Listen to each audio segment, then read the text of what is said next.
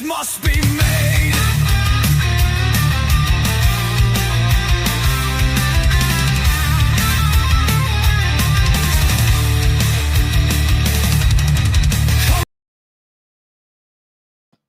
All right, everybody, welcome to Dad Talk Today. Oh, dude, it's going to be a rough one, Dwayne. This has been a rough week on my childhood, man. Gen X has been hit hard this week.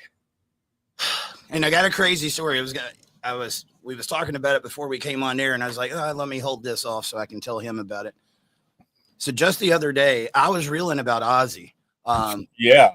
A lot of people might not know my background. In my 20s, I was a concert promoter. I worked with heavy metal bands. Yep. In 2007 till around 2011, there was a heavy metal revival with all the 80s bands, dude. Everybody wanted to go back to their childhood. Rat, Warrant, Skid Row, Hogan, you name it. I booked them all. And it was so cool to get to live that part of my childhood. And but I think it goes without saying, when it comes to heavy metal, who is at the top of that throne? Ozzy Osbourne. Ozzy. We would not have heavy metal without Ozzy. Right. Being the preacher, son, I was told not to listen to Ozzy. I'll never forget thinking that I had just committed the ultimate sin. Oh, pun intended, right? Yeah, the ultimate sin as a pre-teenager. You know when you used to go in the gas station and they had like the mixtapes on the side that you could buy? This is pre-CDs, guys. I mean, CDs was out at that time, but we were still rocking the cassettes. Old enough with records. So. There was a cassette there by Black Sabbath called "We Sold Our Soul for Rock and Roll." Yep. And I'm like, oh God, dude, this is like the ultimate no doubt. I looked on the back and I saw Iron Man, and I loved Iron Man. Mm-hmm. So I bought it with what little money I had as a kid. Prioritize. I wore that tape out, and there was something about that intro. Boom, boom. I am Iron Man. I still want to know how Ozzy did that. There used to be all kinds of myths about how he did it. I mean, I don't know if there was truth to it, but I found out if you take an electric guitar and put it up to your throat, you can actually talk like a microphone, and it'd distort it if you got the distortion on. Okay. I was told that was how Ozzy did it. I don't think so, but I would always try to recreate that. I thought that was the coolest thing, dude. That riff. Dun-na, dun-na, dun. That's what made me want to pick up a guitar, dude. It was like stadium rock. That was like the precursor to like real stadium rock that everyone could just get into it. And yeah, it was good music. Loved it. And then like a couple of weeks ago, I never feel like heavy metal has got its just desserts, man. Yeah, Todd, we're live, man. If you guys have any memories or things you would like to say about Hogan or Ozzy, and there was another one, Jamal Theo from Cosby Show. Theo. I only know him as Theo Huxtable. That I didn't actually get that. We had like 3 TV stations, and we got to watch certain. You didn't things. Get the Cosby Show? You didn't get the we did sometimes, but I didn't get to watch that one as much. I did with Good Times. Good Times. I watched every night. Wayne Roger rerun. Oh yeah. So.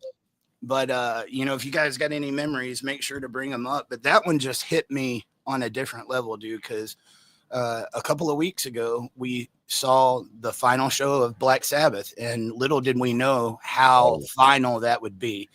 He did a boss level thing, though. $190 million raised. For Parkinson's. Yeah.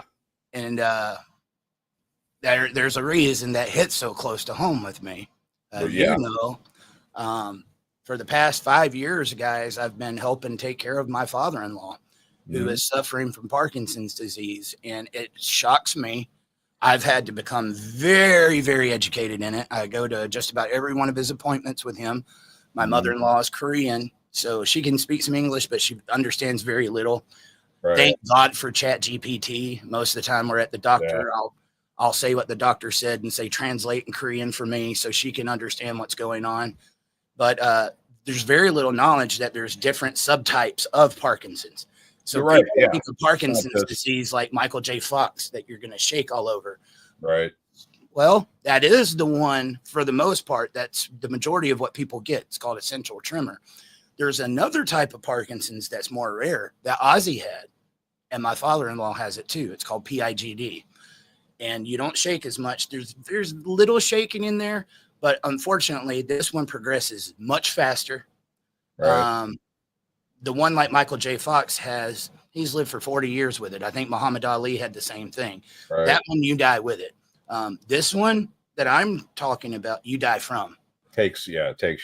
It takes you much quicker, dude. Yeah. And it just attacks your whole body. You fall all the time. And I think what's so sad, I heard Ozzy say this on a show, and it resonated with me so much because my father-in-law is a retired first sergeant. He did 24 years in the Army. You're talking about a guy that had like 300 soldiers under him, dude. And he was independent, sharp, organized, and so many people looked up to him. And now he needs somebody at all times to help him walk, to help him do his daily things. And it messes with him so bad. He wants to be able to do it on his own. He's an independent guy. And the brain is there. Right. Knowledge is there. I mean, my deck, everything, like he walked me through step by step. And he wants to do it, but the body won't allow it. And I heard Ozzy actually say that in an interview not long ago. He said, I'm not done yet.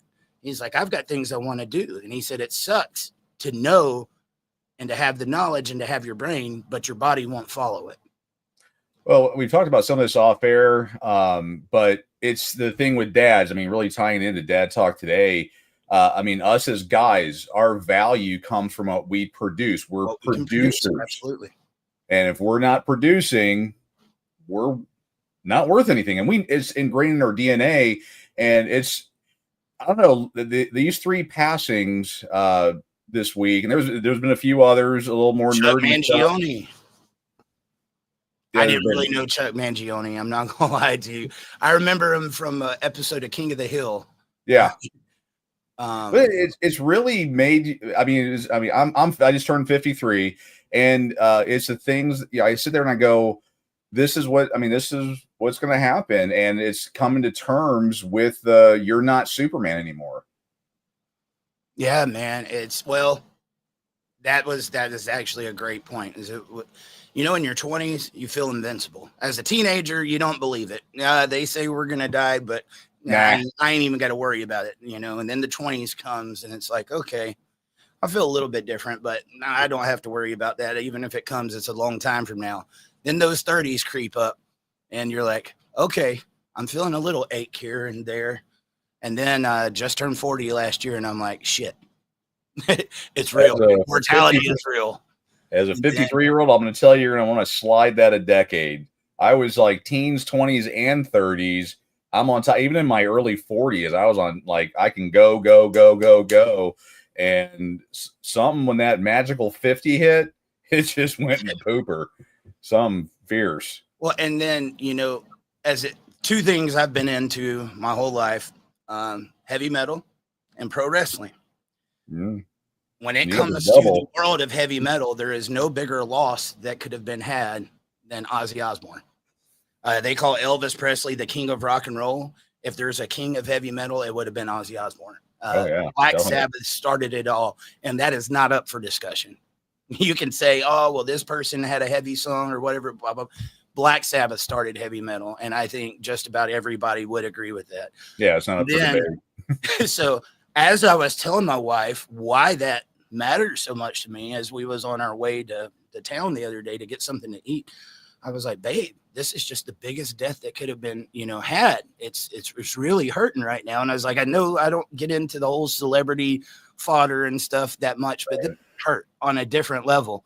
And it was hard to get words out to express it. And I was like, Ozzy was to heavy metal what Hulk Hogan was to pro wrestling. And I said, he's another one.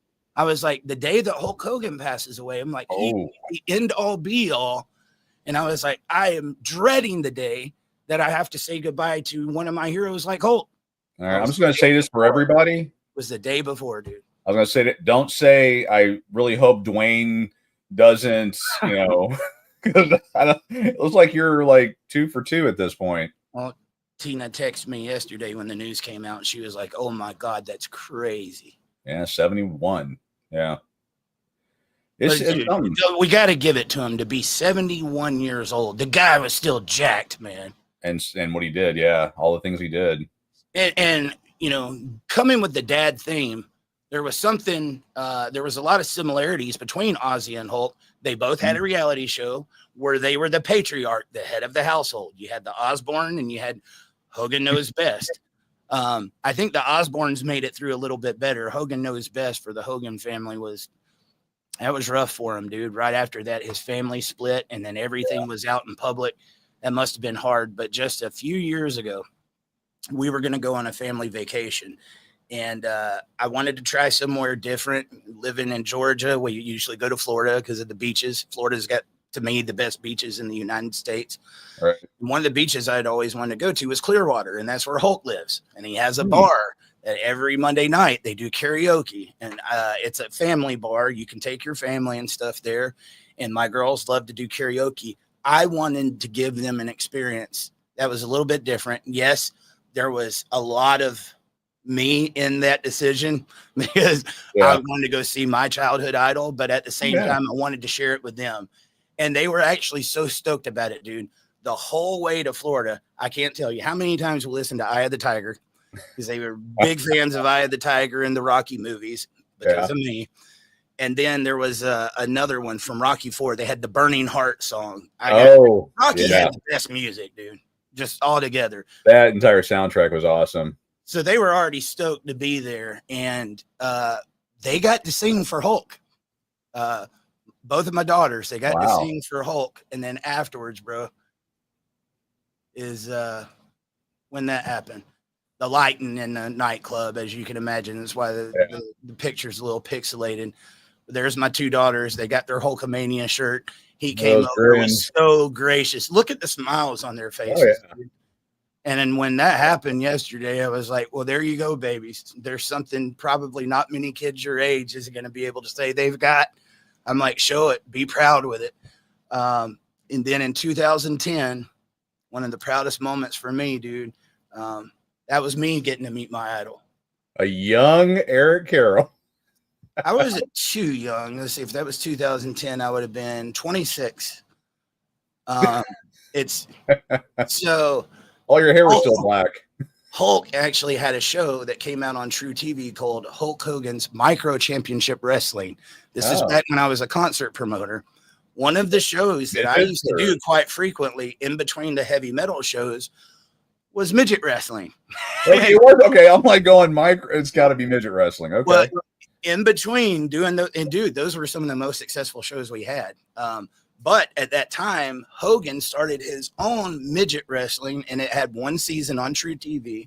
They filmed it. I was there that night. This was in Atlanta, Georgia at Wild Bill's. And I took note that night. I watched how he was with his fans. One thing that was particularly concerning is that was my first time seeing him in person and seeing how bad of a shape he was in. Even though the guy was jacked, dude, I think he had 9 back surgeries at that point. Oh, yeah. His figure looked like this. But wrestling's fake. Back. Oh, yeah, wrestling's fake. My butt. This would have been his back, and then it kind of curved back, and then his legs came down, and he kind of walked with that lean, and he would just hobble around, and I felt so sorry for the guy. But at the end of the night, could have easily just gotten his limo, and dude, there was people waiting all outside of there. And one thing about wrestling fans, God, I love them. But they're not going to come up to you. Oh, my God, I've watched you my whole life. I love you. Can I take a picture? Okay, we'll see you later. It's, oh, my God, I remember on Saturday night, you against Andre the Giant. And then there was you and Paul Orndorff. And then there was this. Dude, I watched as that man sat there until the very last person left, Dwayne. Didn't rush them. One of the things that was really nice, a lot of people has been talking about him getting baptized. There was one person that brought him a Bible, and they had went through the whole Bible and highlighted certain verses that they wanted to give to Hulk. Yeah. And he sat there and went through it and started crying. And he said, thank you, my brother. He was like, this is my favorite gift I've ever gotten. I'll never forget that. True evangelism. Who would have thought? But when I got to finally meet him, dude, it was one of those moments like, I don't even know what to say. I watched you as a kid.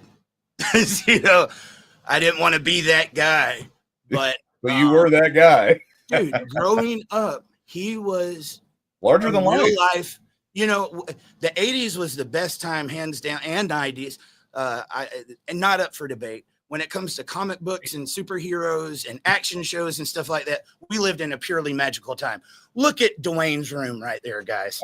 I mean, that room screams nostalgia. We had a kick-ass childhood, bro. I feel sorry for anyone that came after me because they did not grow up. I know they didn't get the benefit. I mean, yeah, Gen X has got a lot of crap. We were the latchkey kids, all kinds of bad stuff was happening, but like the toys and the memorabilia, the larger than life superheroes. I mean, Superman, Christopher Reeves, he was Superman, you know. Absolutely. And I didn't know. Did you know his son actually makes a cameo in the new movie?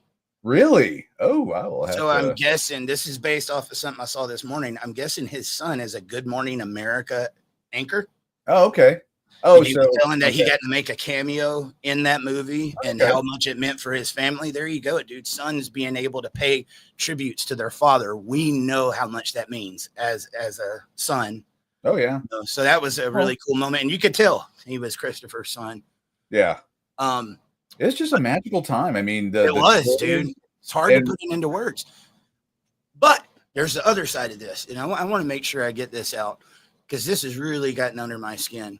There's people that have tried to take that away from us. I know you're not much of a pro wrestling guy.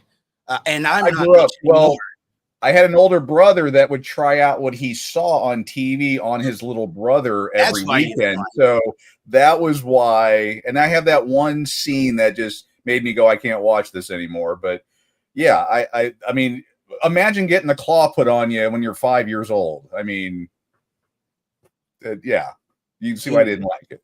That was the thing about pro wrestling is we had all these heroes that we watched on TV, but with pro wrestling, we had real life superheroes that you could meet, that you could, touch.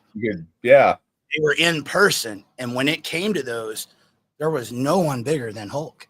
And the guy made his mistakes over the years. And there's people that keep bringing that up on the day that he died. And I know. It's so disgusting. But coming up in that era, say your prayers, take your vitamins, eat good, lift weights. He was a very positive role model, and he came to beat the bad guy, and you cheered him on, and he never let you down.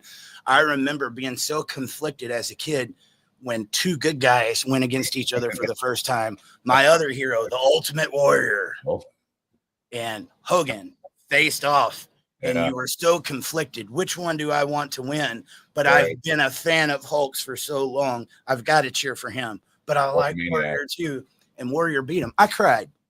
I literally cried, dude. It was like a passing of the torch, and it was not time for that because Hulk was still on top of his game, man. But talk about reinventing yourself. The 90s comes around. People are tired of that leg drop and the same old thing. They've been seeing it for 15 years. He becomes the bad guy with the NWO, gets the black beard. Voodoo Child from Jimi Hendrix. It was the coolest shit ever in wrestling, dude. I mean, the NWO, the music, the look, everything. And it was synonymous. It was rock and roll, man. They set the world on fire back then. The golden era was like the 80s. I mean, because I did watch it. And I lived in Missouri at the time, so I wasn't, in Texas where it always show on Sundays. You had 2 hours of wrestling on Sunday, and they would have, all the events and everything. But I remember the one episode that made me go, I just can't watch this anymore. And that's when they cloned Mean Gene Green. Okay. That was the one that when I watched it, I went, I can't. I think Hulk Hogan was actually in that one, but maybe a Mandela effect. I don't know. But that was the one where I go, I just can't do this anymore. But as far as his heart, what he did, the time he spent with the kids, I just watched a short video today from a few years ago where this little Hulkamaniac, this little 5-year-old Hulkamaniac walks up and him and Hulk have a little, not a sparring, but a verbal sparring match. At the end, the little kid rips his shirt off, and that's Ro. They call him Ro. Ro knows. And Hogan really mentored that kid, dude. Oh, really? Oh, yeah. Anytime he was around, Hogan always made sure to give him the spotlight and work with him. He was great with kids. I don't think people realize, like, one of the biggest companies out there during that time was the Make-A-Wish Foundation, where you get to grant one last wish and they get to meet one of their real life superheroes. Hulk Hogan was the number one requested person, and he showed up. Mm-hmm. He showed up. Yeah. That was one of the things that, I was talking about. I got to get this out because it was under my skin. I did a podcast yesterday with WWE legend Marty Jannetty. I've actually been doing that with him for a couple of months, helping him out. He was a very big legend himself, but he lives in the same town as me. And so he was absolutely heartbroken. I mean, he was in the business with Hogan and, one of his coworkers for like 10 years. And just hearing how much it affected him. Because see, back in the day, dude, the boys, they didn't get paid per hour or per event. Yeah. They got paid based off of how good the gate did, how many tickets sold that night. Right. So, and there was like 3 or 4 wrestling shows going on any given night. If you were a wrestler and you wanted to make a good payday, you wanted to be on the card with Hulk Hogan. Because wherever he was, you were going to sell out. You're going to make money. You were on that card. Everybody underneath him made big money. No matter if you was the opening match or the next to the last match, you were going to make big money if you were on there with Hulk. And just hearing how much he did for his boys, dude. And there were several wrestlers back in the day that would have never been in the business unless for Hulk. Wherever he went, if you were his friend, he made sure you were taken care of. Well, we have a question from the gang here. We're going to test your little quiz knowledge here, your Hulkamaniac knowledge. Rob Thomas, I don't know if he's the same guy from Matchbox 20, but do we know where Hogan's walkout song came from? That song Nick is Derringer. Nick Derringer. And see, I have my gripes about that too. Back in the early 80s when that song first came out, and look it up, you'll see what I'm talking about. Mm-hmm. The song used to start off really like, I am a real American. I'm going to hurt your ears. I'm like, can we hit the mute button? But it came in really slowly and it had to build up. And then, dun, dun, dun, dun, dun, dun, dun, dun. For the last 20 years, they cut out that intro and just go straight into the guitar. So there was no build up. But when it used to have that slow buildup with that intro and then Hulk would come out and then pop, people would go nuts, dude. And I honestly think that was done purposely because the crowd didn't pop as much. Right. Hogan was a threat to the company back then because he was bigger than the company. Right, yeah. We would have no WrestleMania. WrestleMania is the biggest event in all of events. It's like right underneath the Super Bowl. And it started because of Hulk. Him and Mr. T with Roddy Piper. Roddy Piper. Oh, my God. Bob Orton. Them two went against each other. And then WrestleMania 3, Hogan versus Andre the Giant. Oh, I remember that one. Ever up until that point. 93,000 plus, Dwayne. It's been broken since then, but up until that point, they had never seen anything like that. It was at the Pontiac Silverdome up in Michigan. Wow. Which is no longer there. But that was the end all be all until his day. What are we on, WrestleMania 40, whatever? Whatever it is, yeah. And he just made it to the last one, which really sucked, dude, because I watched the last time Hogan came out, he was booed. And it was because in L.A., and he had been on the trail for Trump. Well, yeah. I wish we weren't so politically charged about everything, but we were. That is one of the reasons why I like all my nostalgia and stuff. All this stuff was before all the politics and crap. There you go, man. That's a good point, man. I mean, Superman was about the American way and do right and be honest and all that. And I've seen the new Superman. The Siskel and Ebert would say not to go see it. Really? me. Yeah. Well, dude, I felt that way for the last several Supermans. Even though I'm a Henry Cavill fan, Yeah. the last several Highlander. Supermans, it's never had the magic of the first one. Highlander, I'm very worried about. I hope they do not mess up my franchise. My other franchise that was one of the top for me was The Crow. Brandon Lee was The Crow. They have never been able to recreate that movie. And the new one, I didn't even bother going to the movie theaters. They didn't have the face paint, which later connected to pro wrestling. Sting ended up doing the Crow. And so, they end up messing up our childhood memories. If you do it right, that's one thing. But don't mess with a formula that works. I mean, one of the biggest examples of that is the Teenage Mutant Ninja Turtles. They have screwed that franchise up so many times. For the crowd, if you ever want to piss Eric off, immediately bring up Teenage Mutant Ninja Turtles. Dude. They never bring out Krang. And if they, Bebop, Rocksteady, they had the perfect formula there. What better bad guy can you have than the Shredder? I mean, it was... Anyway, they just completely screwed that up, which they tend to do. Well, Superman, I know there are a lot of things coming because we have to politicize everything. When I watched it, it wasn't a political movie. It was just Superman and what he did and did not stand for. And then I don't want to, offer any spoilers or whatever, but when I watched Superman, I expect to see, honor, truth, justice, the American way, that feeling. Yeah. And this movie, and if, when you go watch it, you may come away and go, okay, I see why it just wasn't, it didn't hit. The politics, unless you're like straining at a gnat and trying to find, you can find politics in everything, but unless you're trying, you won't.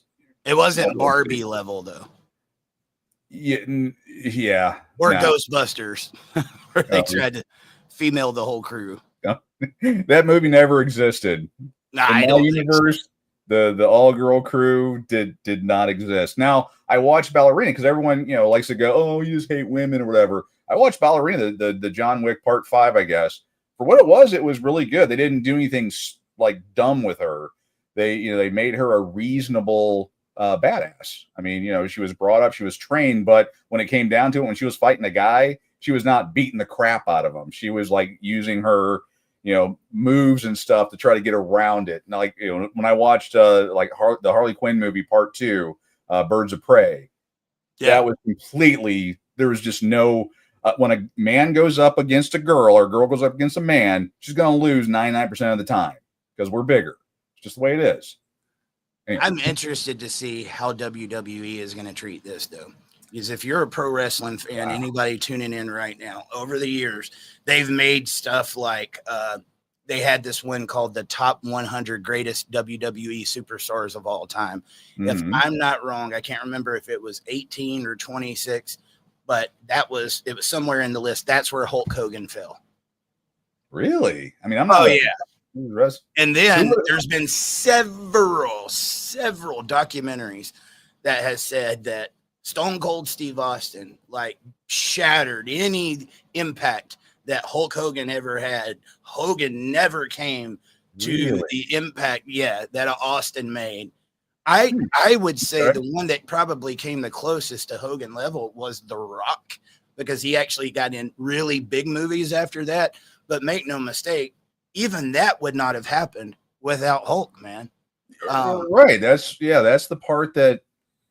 Yeah, there would have been no Stone Cold, no beer chugging. There were without. I think it was out of being threatened. WWE has tried to rewrite history and minimize Hogan's impact because in the 90s he left, went to WCW. That's when they made the NWO, and for 83 weeks they kicked WWE's ass, dude. It wasn't even close. It almost put WWE out of business. So at that point, it's like, we can't ever make it look like this guy is anything special, because if he leaves, what's going on, Bella? I see that little picture with Kevin Von Erich down there. Got some of the wrestling fans showing up today. Good to see you. Oh, dude, she was so sweet when I did this event with the Von Erichs last year at their ranch, and it was around Christmas time, and she come handing me a present. had like man soap and all kinds of stuff. And it's just nice and unexpected when they do stuff like that for you. Such a sweet person, man. Wrestling fans are some of the greatest. They are loyal. I cannot stress enough, though, how much they have tried to minimize this guy's impact. The wrestlers love to shit on Hogan. They all shit on Hogan. And you got to understand, and I say this with all due respect, you are in a business that the script is written. Right. These are not MMA fighters. Right. This is not Conor McGregor. This is not Matt Hughes, and so on. It is written what's going to happen at the end of the day. Right. If you are in that business, you want to be the top dog. Who was the top dog? It was Hogan. Right. So you're going to have your haters. But I also listened yesterday, and this is just so sad because, Dwayne, this is some of the behind-the-scenes stuff that you've been my guy to vent to, and I appreciate you so much. People don't know how many hours he sat there and listened to this guy flap his gums off because, I mean, look, nothing special, but we got a pretty decent following here between our social media, almost 1.5 million people. Woo. In that time, I've seen a lot of people come. I've seen a lot of people go, and it's lonely. People think they want a platform. It's very lonely because you don't know who your friends are because they like you, and who your friends are because they want attention. They want something. It really sucks. Hogan, I'm not even an ant on the level of this guy. Right. How many people attached themselves to him, not because they truly liked Hulk, but because of what they thought Hulk could do for them. Payday, yeah. And he had so many friends, dude, that he ended up finding out they never wanted me for me. And then it was so popular on YouTube to crap on Hogan. Like he was just this selfish guy that didn't want to do business with anybody. That guy made so many people, it wasn't even funny, dude. Exactly, yeah. And anytime you're up at the top, you're going to have your detractors. I'm so conflicted with this show, though, because I'm mostly talking about Hulk. But I got my Ozzy over here. You got Ozzy. I got Prince of freaking Darkness. Right. And it's like, which one do I talk about right now, man? Jesus, this is the hardest week ever. And sorry, guys, this is not your normal father's rights, whatever that we usually do here. But they were dads. And my heart is grieving for both of their families. Because I can tell you what, Ozzy Osbourne loved being a dad. And that shows more than anything on his show. Actually, the song Mama, I'm Coming Home, a lot of people don't know this. You know who wrote that song? I don't know, and it has a special spot for me that's not a good spot. But I'm curious, what was your interpretation or what was your... Well, I'm saying, do you know who actually wrote that song? It wasn't Ozzy. Who wrote it? Lemmy for Motorhead. Lemmy Kilmister. He wrote that for Ozzy and ended up being one of Ozzy's biggest songs. But Ozzy, it was one of his favorite songs because after all the drugs and the alcohol and being on tour, it was his saying, Mama, I'm coming home because I want to be a dad, and he still had his struggles later on, but that was a symbolic song for him about coming home to do the real job, which is being a father. And if you go back, it was the last song that he ever sung. No lie, dude. You can see Ozzy as he's struggling to sing the song with just tears welling up in his eyes and tears welling up in everybody's eyes that was watching him in one of the most heartfelt things I've ever seen in any performance, dude.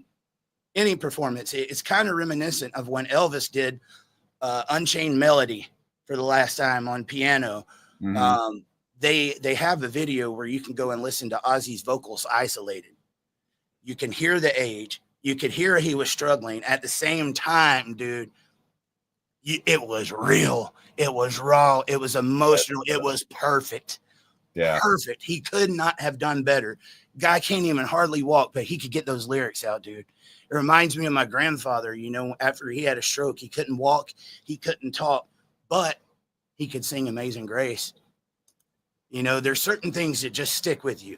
And Ozzy gave the performance of a lifetime. And I don't think we're going to understand how important that concert was in the history of hard rock and heavy metal or music in general until years down the line. That is going to be a very, very historic thing. It was his swan song. A couple of weeks later, he's like, okay, I did it. He already made his peace with his family, but he wanted to make his peace with the fans. He loved them that much, and it was evident, dude. And just knowing the battle that he was going through, because I've seen it firsthand with my father-in-law. That was not an easy thing for Ozzy to do. There's a medication that they have to take for Parkinson's called carbidopa levodopa. Right. They said that he did not take that medication so he could be. So what Parkinson's does is it attacks your brain and it keeps it from being able to create dopamine, which we need. Every one of us need that dopamine, but it blocks us from being able to get that dopamine. So they have to several times a day take a medication called carbidopa levodopa, which then releases that dopamine. And I heard Michael J. Fox say he tells his family he calls it waiting on the bus because he can't do anything and he's just like all distraught. And then when he takes his levodopa, it's like waiting on the bus. And then magically, okay, I'm here. You know, I'm ready to go. Ozzy didn't take anything so he could do that performance. I don't think people realize just how hard that must have been for the guy. He gave it all for the fans, dude. And we didn't deserve it. But damn it, I'm proud of it. I wouldn't take anything for it. And then, all right, so the same way I have my bones to pick with WWE about the treatment of Hulk Hogan, I have the same thing with society in general about their treatment of heavy metal. I have watched just so many of our fallen idols, dude, growing up that were bigger than life icons go for years. Iron Maiden is not in the Rock and Roll Hall of Fame. If I told you the people that were, I think Eminem is in the Rock and Roll Hall of Fame, but not Iron Maiden. Ted Nugent is not in the Rock and Roll Hall of Fame. I could go on and on and on. Wow. When it comes to football, which I don't like football anyway, it gives me another reason to not like football. Ozzy never got to play the Super Bowl. Yeah. Are you kidding me? Metallica has never been able to play the Super Bowl. You want a performance? They have always treated heavy metal as less than and like it's not important. You find me any other genre of music, I don't care which one you pick, that could have came together like heavy metal did a couple of weeks ago. Metallica, Judas Priest, Steven Tyler. They was all there, and they were all there for Ozzy to celebrate him and raise all that money. It sold out in 15 minutes, dude. Yeah. 15 minutes. Find me any other genre of music that could have pulled that off. Why have they treated heavy metal with such disrespect? And I think there's this we're like the troubled kids, the outcasts, and that's why we got into heavy metal anyway. Gen X, we were the outcasts. We were the rebels, right? And so they still treat us like that. But when you get to know the people inside of that community, because trust me, man, it's not just music, guys. Heavy metal and hard rock, it is a community. It is a brotherhood. Those are people that will fight with you to the very end. Oh, yeah. You just have to get into it. And if you know, you know. You know what I'm talking about. Yeah. I hope this influences and inspires Gen Z to go back and say, what have we been missing? Because there's no other genre that could have pulled that concert off like they did, dude. No, you know I'm telling the truth. Oh, God, yeah, definitely. There's no other, that would have pulled it off. Yeah, I do. I feel bad for the younger generation. They missed so much cool crap. Who's their Ozzy? Well, I mean, on top of that, who would be their Michael Jackson? Who would be their Elvis? Justin Bieber. I feel sorry for Bieber too, man. That's a whole other conversation. I mean, not wanting to rip on him, but it's just like, name me a song that came out that's not heavy metal that when you start listening to it, it just rips your guts out and you're just like, yeah, you're there. I mean, For Whom the Bell Tolls, If I heard it right now, the hair on my arms will stand up. That song, if I was dead, I'd probably come back to hear that song one more time. Well, I go a step further, dude. For any of you guys that are going through family court or alienation or even further, severe depression, because we've all been there, and you're struggling to get out of that bed and to face another day because you've got so much mounting on you, the pressures of life. And so many of us want to give up. What I want you to do is go put on some Hatebreed. Ooh. There's a few different songs. Destroy Everything. I love that song. Destroy Everything That Makes You Weak. Or Now Is the Time for Me to Stand, Rise to My Feet. Dude, anything Hatebreed, it will take you and make you want to face that day head on, dude. And there's such good lyrics in that. And these guys have been looked at as like these outcasts, these monsters, devil worshipers, as I was told growing up. And then you meet them in person. They're like some of the smartest, goofiest, geeky people you'll ever meet in your life. Oh, yeah. Couldn't be further from the image that gets portrayed of them. Okay, Ozzy, his last concert raised $190 million. A lot of freaking for medical research. Is that mean? Is that devil? I mean, come on. You know, dude, he could have easily kept that money. I don't think anybody would have been mad at him. He could have kept that money. He did that for the fans. And then to know that he did that for Parkinson's, until you've had a family member, guys, suffer from that, especially from that subtype. The regular Parkinson's is bad enough, but when you see one of these other subtypes where it literally strips the mobility away from that person, but they're still there up here, but not anywhere else. And then the other side of that is over 80% of the patients in the end up with Alzheimer's and dementia. So they have their brain in the beginning, and then it slowly just starts running away, dude. And, I have been so thankful to have in-laws that I absolutely love. It's like getting another set of parents. I've been on the other side of that where it's been challenging. I'll just leave that there. But the in-laws that I have right now, my mother-in-law absolutely spoils me rotten. I show up, she's like, sit down. He's very old school. Oh yeah, dude. Conservative. Don't tell her no. There's no telling her no. Yeah. The social worker came earlier this week, and then she was like, here's a Gatorade. He's like, no, I'm okay. She's drink. Yeah. He's like, okay, I'm sorry. We need those women back. Oh, dude. We need those moms back. And she takes care of him unlike anything I've ever seen. But she'll sit down, massage me. She's going to make sure I eat before I leave there, and make sure, like, all the time buying me clothes and stuff like a mom would. And then my father-in-law, dude, I lost my dad back in 2013. I don't have anybody to shoot guns with. I don't have anybody to get that fatherly advice from. Yeah. And I've got that now. I can count on him for anything. If I get sick or something's going on with me, I look down at my phone. I'm going to have several text messages. Are you okay? Are you okay? And driving them crazy, just like it would if it was one of my kids and I was checking up on them. So seeing what that Parkinson's has done, dude, it hits on another level, guys. It is bad stuff. And I got to give it, the Michael J. Fox Foundation has done a lot of work. And anybody else that is going through that, I know this isn't about Parkinson's disease. I do want to do a future episode on Parkinson's. I'm very passionate about it, and I'm very studied up on it. I've had to be. But there is a place called the Parkinson's Foundation that if you want to learn about Parkinson's disease, call them. They will take their time with you. They will explain everything, resources, the whole 9 yards. The one thing I would like to see get made, maybe some of the people that got that $190 million listen up to me. There is lots of resources out there for people that are battling Parkinson's. The one thing we need more help with is caregivers, the ones that take care of them. Yeah. That's the other side of it. Watching what my mother-in-law's had to endure, it's bringing her down. Just to be honest with you, Dwayne, myself, I'm not going to make this about me. It's the entire family.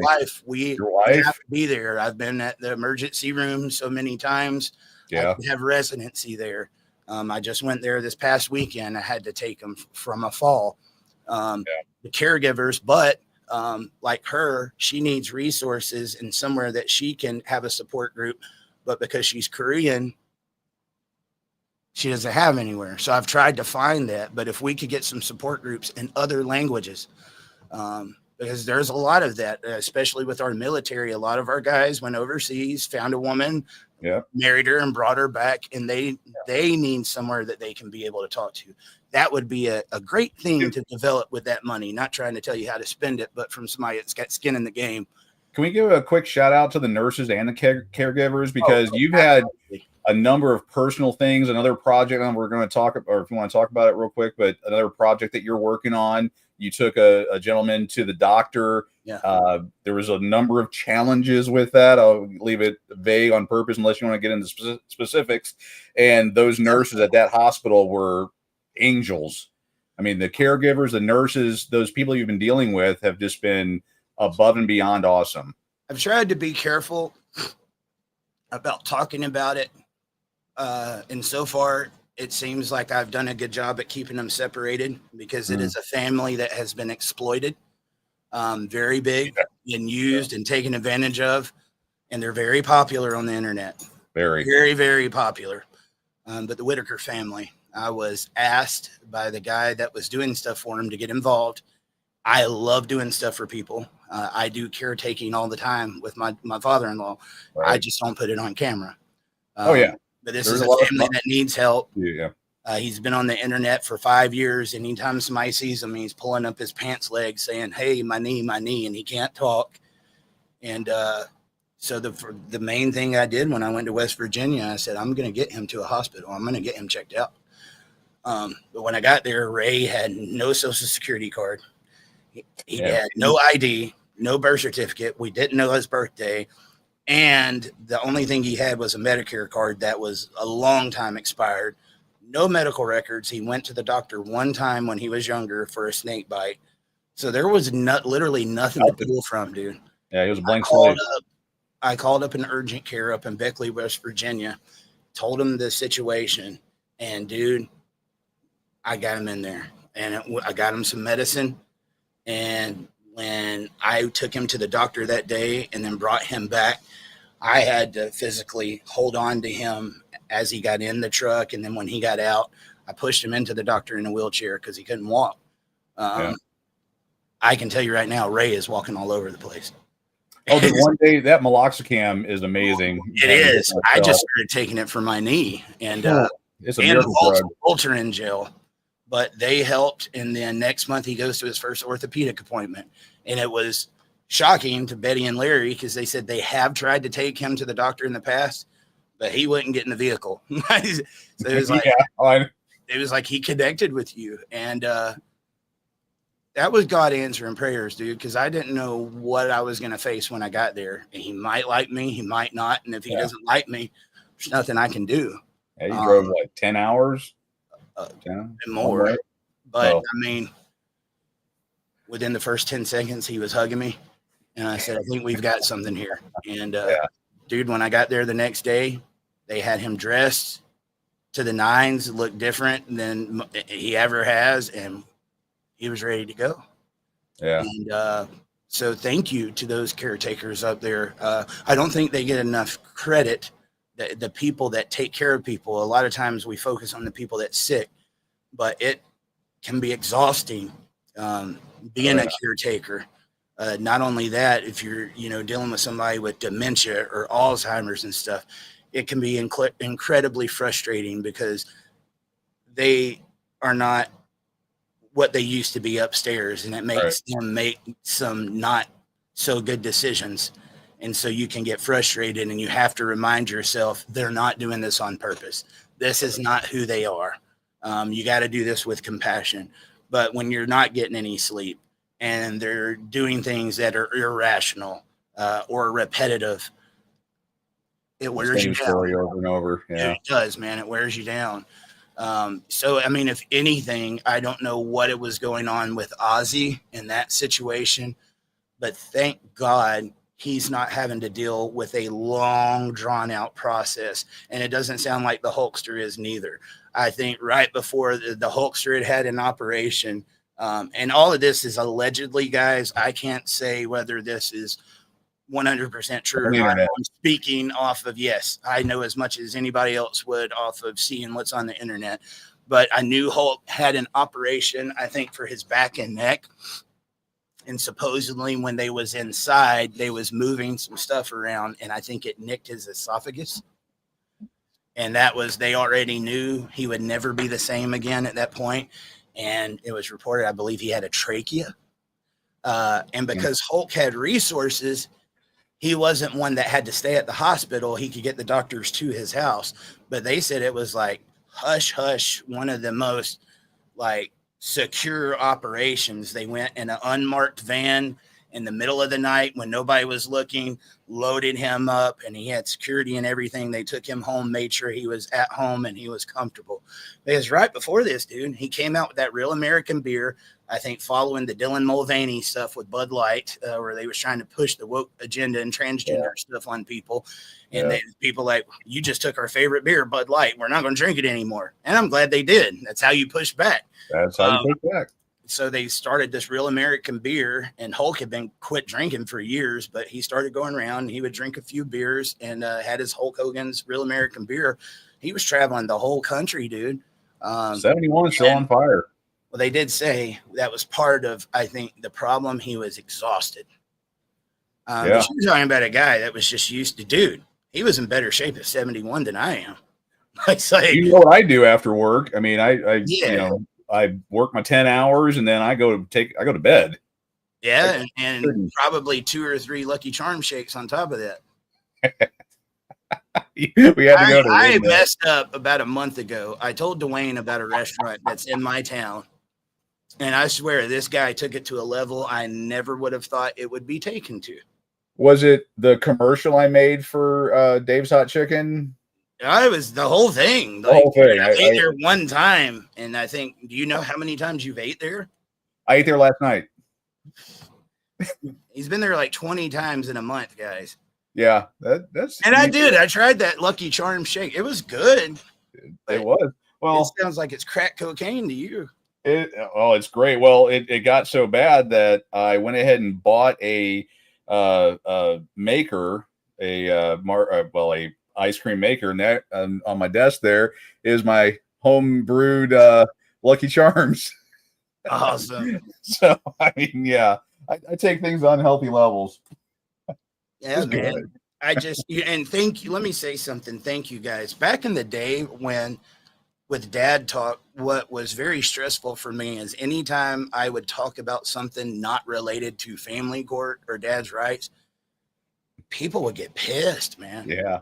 It was like I wasn't allowed to talk about anything, even in my own personal life. I had to do this. Yeah. It really sucks to get in the comments and see somebody thinking they can demand you what to talk about on your platform that you built. Yeah. But it was also depressing because I'd probably be on more if I could talk about other things. Because let's be honest, when it comes to Dad's rights, unless there's new stories that comes out, we've talked about it all. And numerous times. Title 40 is bad for you. The courts are corrupt. You know, you know it. And I don't feel like there's any bit of talking to politicians or attorneys that's going to make a difference, guys. Right. I believe it's going to take a very big push in media and putting their backs against the wall to make that change. And I've got some plans, but until that time, I do have a life and I do other things outside of father's rights, you know. But yeah, it's Dad Talk. I mean, and Ozzy, Hogan, they were dads. And then, oh man, it was rough because I started doing some podcasts outside of this to show myself I'm not a one-trick pony. And then they were so much more successful because it was conversations that people were wanting to hear. Father's rights and dad stuff is just not a popular topic, dude. It's not. And it's so sad because it's my number one passion is to make sure that something happens here. So no matter what else you ever see me doing, I will always return to this seat right here. And even if it might not be my mug on that screen at that point in time, I'm probably behind whatever's going on, making sure that the wheels are still turning. Well, I know we got a show coming up here pretty soon, but you're deeply involved. You got something coming up here pretty soon. I don't know if you want to tickle that one a little bit. I'm going to really push that one hard tomorrow, guys, and I need your help while I've got you here, because this is really hard. You've got these cases that come up, and especially with the custody exchange murders, when they first happen, they are just red hot. Everybody's talking about them. And then you go a week later and it's crickets. And what's sad about that is these cases take a very long time to get justice. I think it was Martin Luther King that said, justice delayed is justice denied. And many times that's what you see go on in these cases. Even if there is justice at some point, it takes a long time to get there. Right. And so John Mash trial, we're going on 5 years. February will be 5 years. We have been entrenched in this, as his family. And I've been up to that Lewiston area many times. I can't say it's going to be my final. Each time I go up there, I think it's going to be my final. But I am yet again, 2 days, not even 2 days from now, I have to travel all the way across the country, and I'm going to be live streaming the John Mash trial. I think this is a huge thing for the movement. One, because we got cameras in the courtroom again. Yeah. First time, but we made history in that area. We were the first and only ones to put cameras in the courtroom in that state. Yeah. Well, particularly in that area. It could be for the state too, but I know for a fact in that part of the state, we were the first and only that have done it. And we will be live streaming that. And I do believe you're going to get to see details that we weren't allowed to go into on last trial. So if you really want to know the inner workings of the John Mash trial or the John Mash story, you need to tune into this one. But you got to understand too, as advocates, I have all day long people saying, you need to do this, you need to do this, you need to do this, share this, do that, do that, do that, do that. Wow. Okay.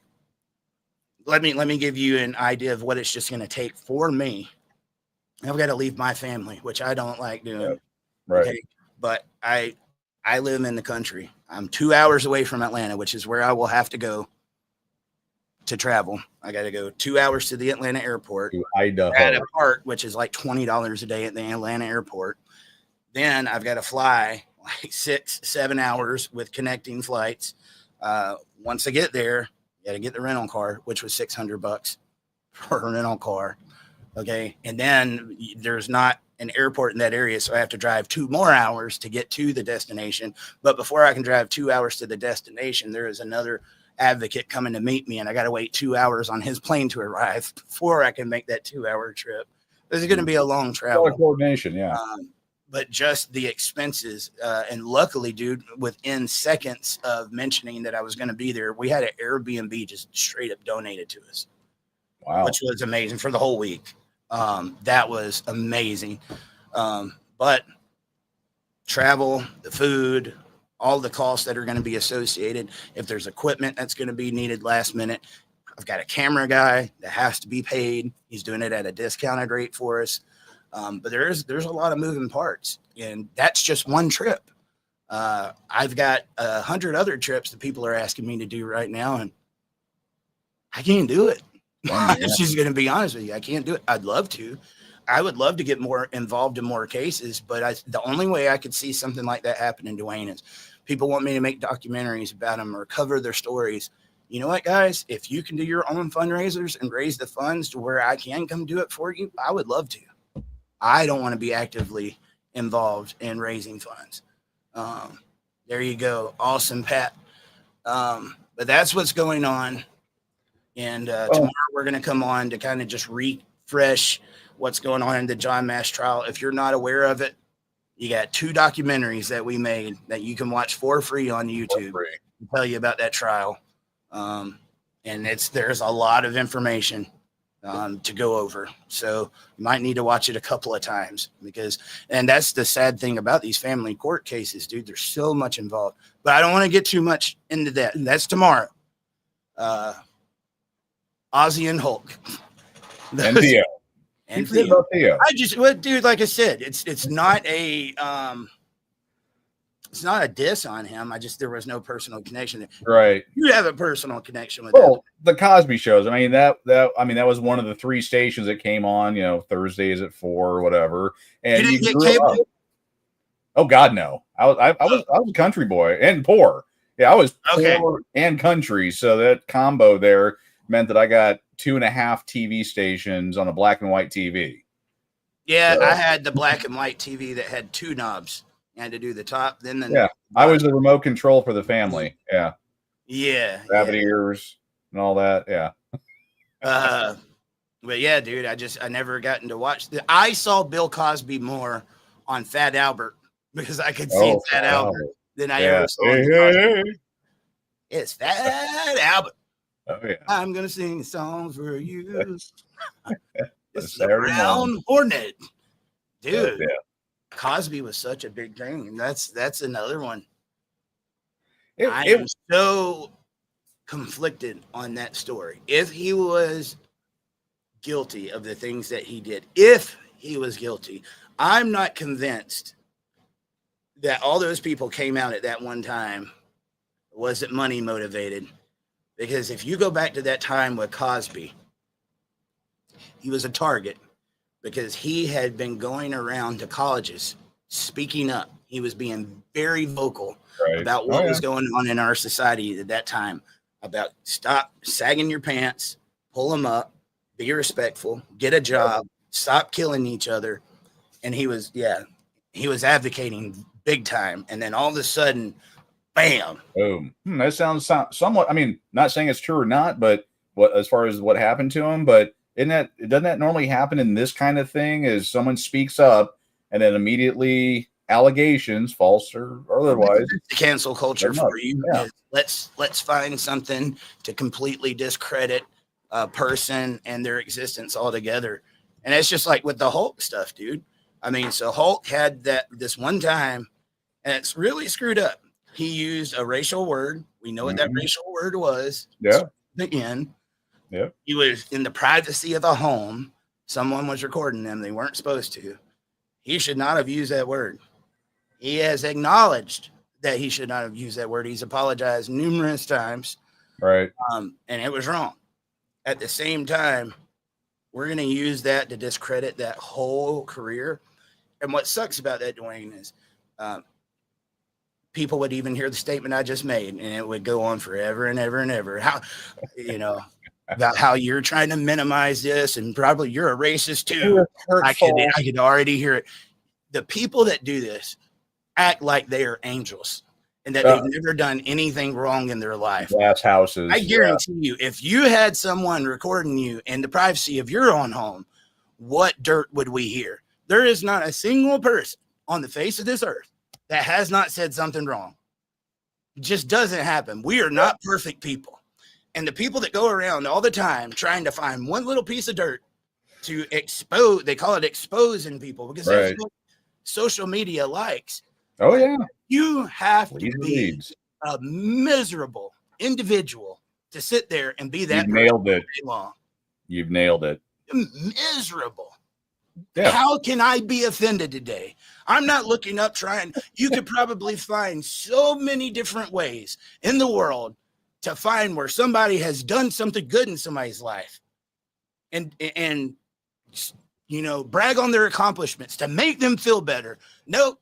I want to find the one thing they did wrong and tell them just how horrible they are and why they shouldn't breathe the same air as we do, because I'm better than them, because I found it out and I posted it on my Facebook.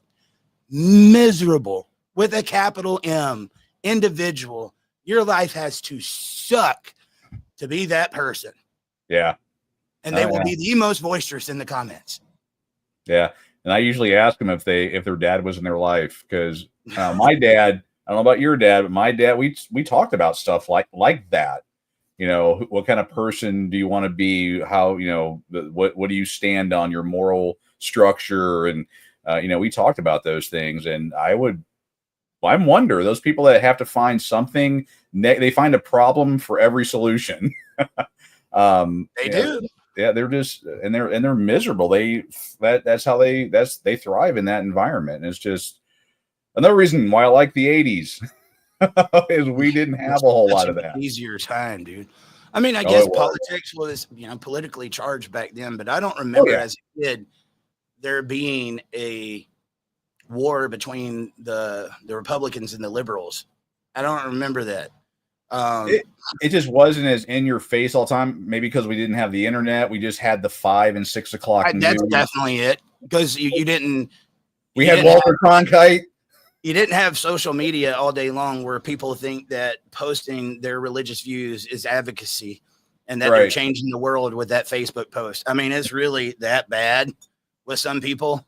Yeah. They think I work so hard. I fight for what I believe in. I posted a Facebook post this morning. There you go. Okay. Thank you for your hard work. But then when you ask them to like and share, because that's a way to get revenue and help out the movement, they're like a fart in the breeze. They can't even do that. It's amazing. Crazy, dude. It's crazy. But and what I think the situation I go back to all the time, because I think this would be the ultimate deciding factor. And God, I pray we never see anything like this again. Let me put that out there before I even go in. And so what sucks is being a broadcaster. You always have to think of the ways that people can twist it before you say it. Right. Because if they can find a way to twist any of your words, they're going to do it. Oh, yeah. That's the world we live in. Mm-hmm. So throw that out there first. But I go back again to 9/11. At that point in time, I remember like Conan O'Brien, he made fun of George Bush every night. He had the thing that he did to and then they had the show on Comedy Central called That's My Bush. That was basically a whole dig at President Bush. Right. But no matter how much you disliked the guy, when we witnessed those towers falling and those planes hitting, we didn't care if you was Republican. We didn't care if you was Democrat. You had attacked our country. I remember handing out flags, and my dad had some Osama bin Laden wanted shirts, and that his friend was selling. They were going like hotcakes to people of all races, all colors, all parties, dude. We wanted justice. You had attacked Lady Liberty. Right. And we wanted justice. And it was like we were united. We truly were the United States of America. If that happened right now, would we have that same sense of unity? I don't think so. No. I would go even further to say there would probably be a good bit of the country that would probably protest and support the ones that did it to us. They do. I know. They're doing it now. I mean, it's sick, dude. It's sick. And a lot of that is just brainwashing through the colleges. It's brainwashing through the TVs. And the amount of information that's being thrown out to these kids. And you talk about this a lot. I told Dwayne, he was creating content before me, but I've been able to do it on a full-time level. So I've probably gotten to do it a little bit more. And anytime I make content, it's like when you think that nobody's this dumb, okay, and that everybody would understand that, you need to go rethink it, because they're dumber than you actually think they are every time. And they don't understand. There is articles that I could look at and within 5 seconds tell you this is not true. Right. There's pictures I can tell you within 5 seconds. This is AI, or this is not true. This is Photoshop. But that's not the case for the majority of the people. A lot of people will see it and think it's gospel. And that's why you have what we see right now, dude. You don't know what's truth and what's not. And a lot of people will take whatever confirmation bias there is out there because this makes my case. And then that's what they use. Right. Yeah. And that really plays in. I know I was just sitting there thinking we're supposed to be talking about Ozzy and Hulk. That does play in because that's what Hulk went through, dude. I mean, the last 15 years of his life, the cancel culture went after him really hard. Oh, yeah. Really, really hard. Yeah. And he was already in a position where the wrestlers wanted him to get chopped down. Right. Because they wanted to be the Hulk. They want to be it. Yeah. Mm-hmm. Yeah. Now you've got a reason for the cancel culture to come after him. And then he goes and does something for Donald Trump, and it gets even worse. It was even worse. Yeah. And he knew. I mean, he even said it. He said, I tried my best to stay away from doing this. And he's like, I can't watch my country go in the direction that it's been going. And he stood for what he believed in. And that took balls, whether you supported him or not. It took balls because he stood for his beliefs. And it was different because you usually see most of the entertainers on the other side of the aisle. So it was a big moment for the RNC. I'm very disappointed with them as of late. We won't get into politics. Yeah. But the cancel culture went after him hard, dude. And because of that one episode, this guy that did all these Make-A-Wish foundations, that helped all these people. I heard there was this one guy this morning talking about how he saved his daughter's life because his daughter was fighting cancer, and he had got in touch with Hulk and brought her down to that area. And when Hulk found out, he showed up just to meet her and grabbed her hand and walked her into the bar. Mm-hmm. Stuff like that. Yeah. It was so emotional, you know. But people, we have heroes like that anymore, man.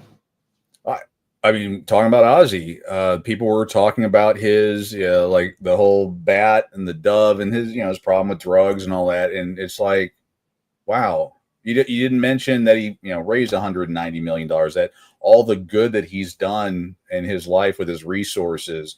What if, the kind of family man he was. I mean, I know there was issues up and down, but. Of course. But, here's the thing. Ozzy, it reminds me a lot about myself. Because I'm this way. If I ever do something wrong, Dwayne, you're never going to have to inquire about it. I'll tell you. Yeah. I messed up. I made a lot of bad choices when I was younger. Ozzy was the same way. He messed up. I think his latest was there was some infidelity going on. And I know that had to be hard on Sharon. Yeah. Anytime infidelity happens. But he told her, he said, I'm an addict. I've always been an addict. I didn't want them for them, but I've got a problem. Right. That doesn't excuse anything. But he was very public about his shortcomings. And if I'm going to be honest with you, and I mean this with all due respect, when it comes to our fallen heroes, I would have thought Ozzy would have been a long time ago. I thought he was going to be the first. Yeah. He outlasted a lot of them, dude, because from snorting ants to the whole 9 yards, dude. Everything. Like everything. The fact that I joked about that 30, 40 years ago. It's like, how the hell is he still walking around? How's he going, dude? I wonder how early that Parkinson's was actually affecting him, because he's had problems with his speech, for a long time. It was hard. We watched the Osbourne show, and when we would sit there, you had to have subtitles half the time when Ozzy was talking. You're like, what the hell is he saying? Sharon!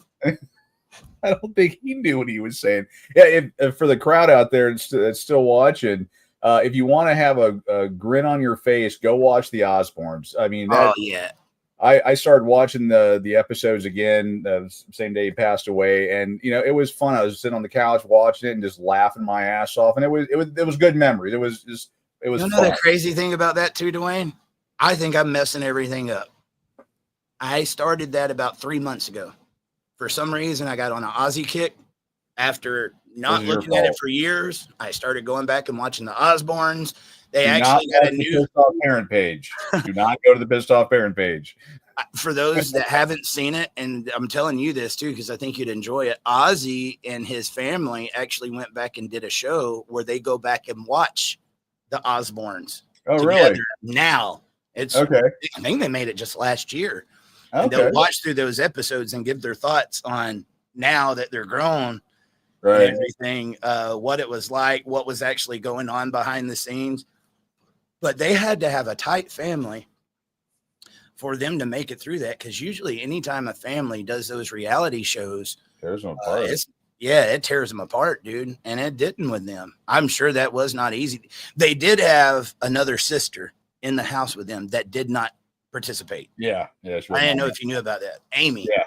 And then Ozzy had other kids too. Right. Yeah. So, but I remember what people used to talk about with him and thought they were so crazy. I go back and look at it and I'm like, this was a fun, loving family, dude. They didn't give a crap what you thought about them. They were who they were. And Ozzy was a great dad. Yeah. Yeah. He loved his kids. There was actually episode 1, or I think it was 1 or 2. He looks right at Jack and says, I love you more than life itself. And that showed. That hit. Well, and dude, you see his kids wanted to be around him all the time. Oh, yeah. Like, out of everything you can accomplish in life, that's the biggest accomplishment right there. Your kids want to be around you. Yeah. You know? Hands down. We truly lost 2 gigantic titans.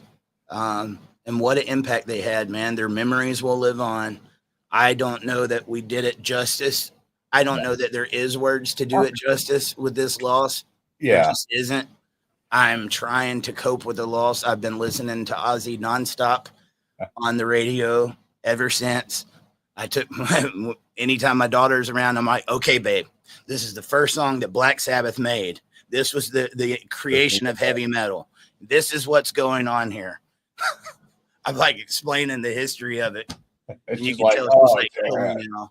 No, she actually listens to it. I think it gets on some of the kids' nerves, which it probably would have mine too if my parents would have did it with me. But it's just their music sucked. Yours is awesome. Dude, Black Sabbath was just so influential, and it doesn't matter. I think what meant so much more about this last show, because they did a tour with Black Sabbath to wind it all up. It was the end of the road. And I think that was back in 2017. But there was one missing ingredient.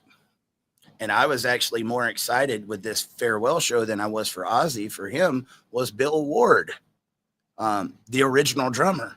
Oh, the original. Oh, yeah. He got to play that final show. They didn't have him on the final tour. I think there was discrepancies about or arguments about money and stuff like that. But he was also in his 70s, and they didn't know if he was going to be able to keep up. And dude, he kept up. Did you like Ozzy was sitting there? He was doing that spray thing. I don't know. I guess it was just keeping his voice or his throat clean. But it was so weird. Like he was, you saw how frail he was. But then, like when you heard the dun dun, he would always go in like another world. Or I mean, he wanted to stand up. Oh yeah, well yeah. I know someone wanted to stand up. That was his world. Nobody controlled an audience like Ozzy Osbourne. Yeah. Well, unless you're pro wrestling and you're Hulk Hogan.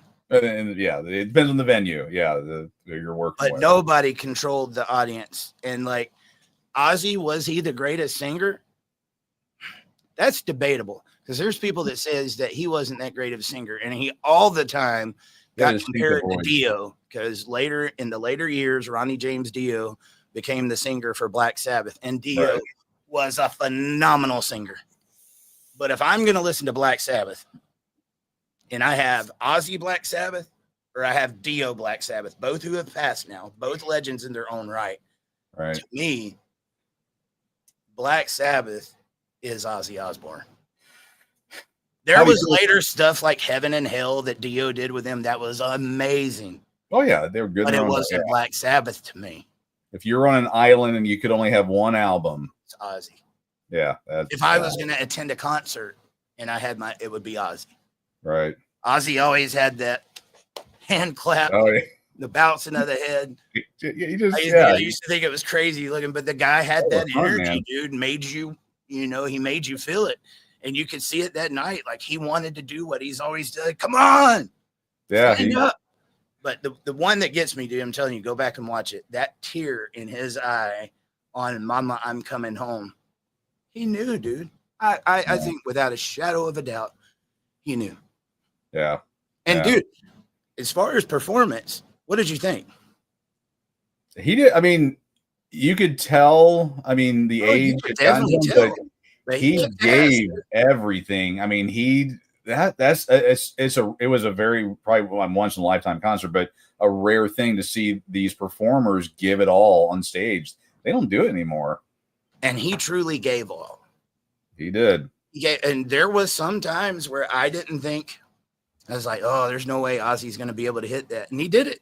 You did it. Even with the imperfections in the voice, I was so proud to hear those imperfections because it was real. It was raw. No auto tune. Perfect. It wouldn't have felt the same. Yeah. None of that auto tune. I don't want any soundtracks over the top of it. I wanted to hear the Ozman last time. Yeah, no Milli Vanilli. Gotcha. Dude, I wanted to be at that concert so bad. So 50-minute window. There is no way I could have afforded that ticket. Or the travel.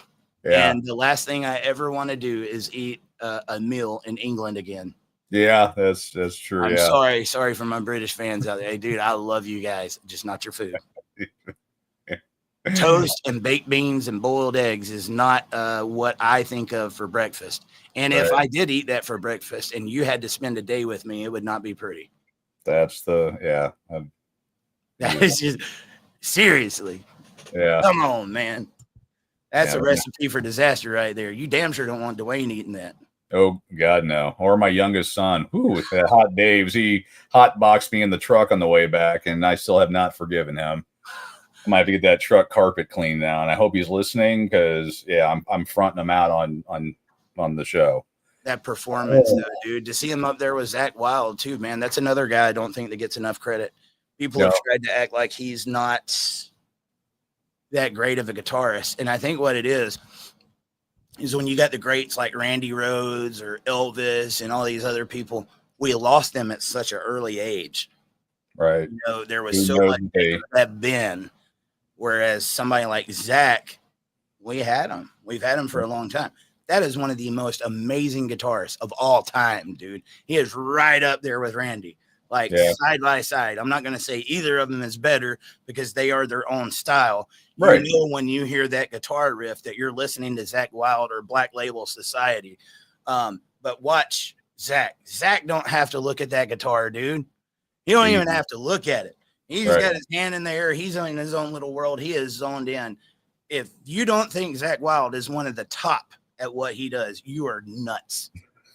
Now knowing that he's in Pantera, dude, that was another band that I loved growing up. Just to see all of the greats there, dude, to know even Metallica paid homage to Ozzy. Guns N' Roses, there paying tribute to Ozzy. I will say something for anybody that thinks Ozzy was not that great of a singer.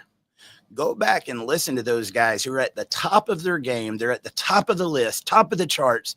Listen to them sing Ozzy songs and tell me Ozzy wasn't a great singer, because there was some people that did not do such a good job. That, and the people that are talking about it, they need to understand that there was auto-tune. Like probably every song made in the last 30 years has had some version of auto-tune thrown in there. Well, there is certain songs as a singer that some singers can do and some singers can't. Yeah. Doesn't make them a bad singer. They have a certain style. I take it back to the Rock and Roll Hall of Fame. And please know I'm doing this out of respect. I swear to God, because I think you're one of the most phenomenal singers in heavy metal. But listening to Maynard Keenan, the voice of Tool, one of the premier singers in heavy metal, do Crazy Train.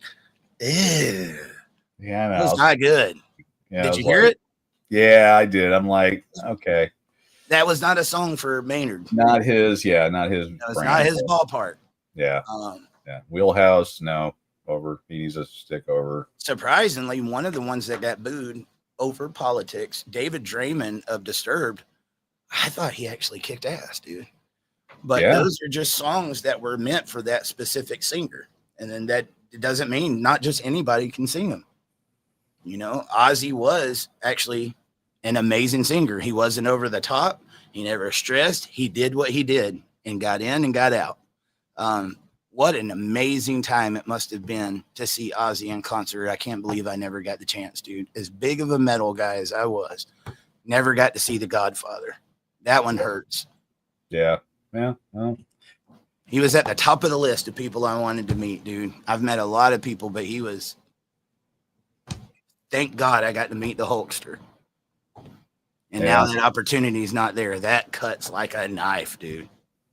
Well, I got my wall of folks that I've met, and I'm looking at a couple of them like, they're not getting any younger, and neither am I. It's just a continual. No, it was just a reminder of how fragile life is.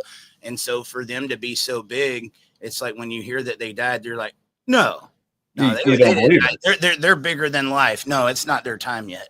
This is going to be fake. I was waiting for somebody to come back and say that it was a hoax about Ozzy. I really was. Oh, yeah. I was a huge rockabilly guy, too. One of my favorites that I don't think gets enough credit. He was caught in a little bit of a scandal. Was Jerry Lee Lewis, man? Yeah, a small one. A little bit, yeah. A little challenge there. But when it comes to being a musician, dude, he was a badass musician that does not get enough credit. He was one of the best. He was the best, in my mind, piano player out there. But TMZ reported that he died 2 weeks before he actually died. Yeah. It just shows a disgusting trend in our society and media where clicks. Everybody wants to be the first.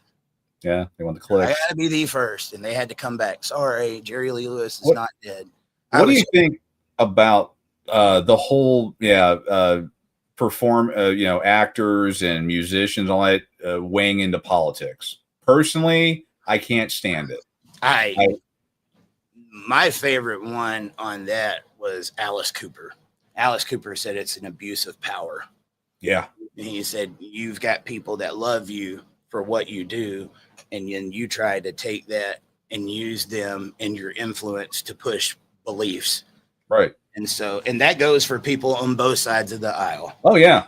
I would say Ted Nugent kind of gets a pass because he was doing politics way, way before. And this is when he was on a break from music. But even to that point, I don't care on either side. I think you need to be careful, and you need to be able to separate yourself from the character that you play on stage and your beliefs. Yeah, I mean, like movies and so many movies, music, when people come out and say I'm for this or I'm against this or whatever, and I have my belief system, and if you just think about it differently, and you don't even want to associate with it. It's like, I love that so-and-so is in this movie, but they're a bleeding heart X, and I feel the exact, I don't even want to watch now. That's all you don't spend the time watching the movie, you spend your time going, this guy's an idiot or whatever. I'll put this with Hulk Hogan, dude. So one of the biggest things that ever happened in wrestling in the 90s was when Hogan went heel and the NWO was formed. It was him, Kevin Nash, and Scott Hall. Well, Scott Hall died just a few years ago. Now Hulk's dead. The only one alive is Kevin Nash.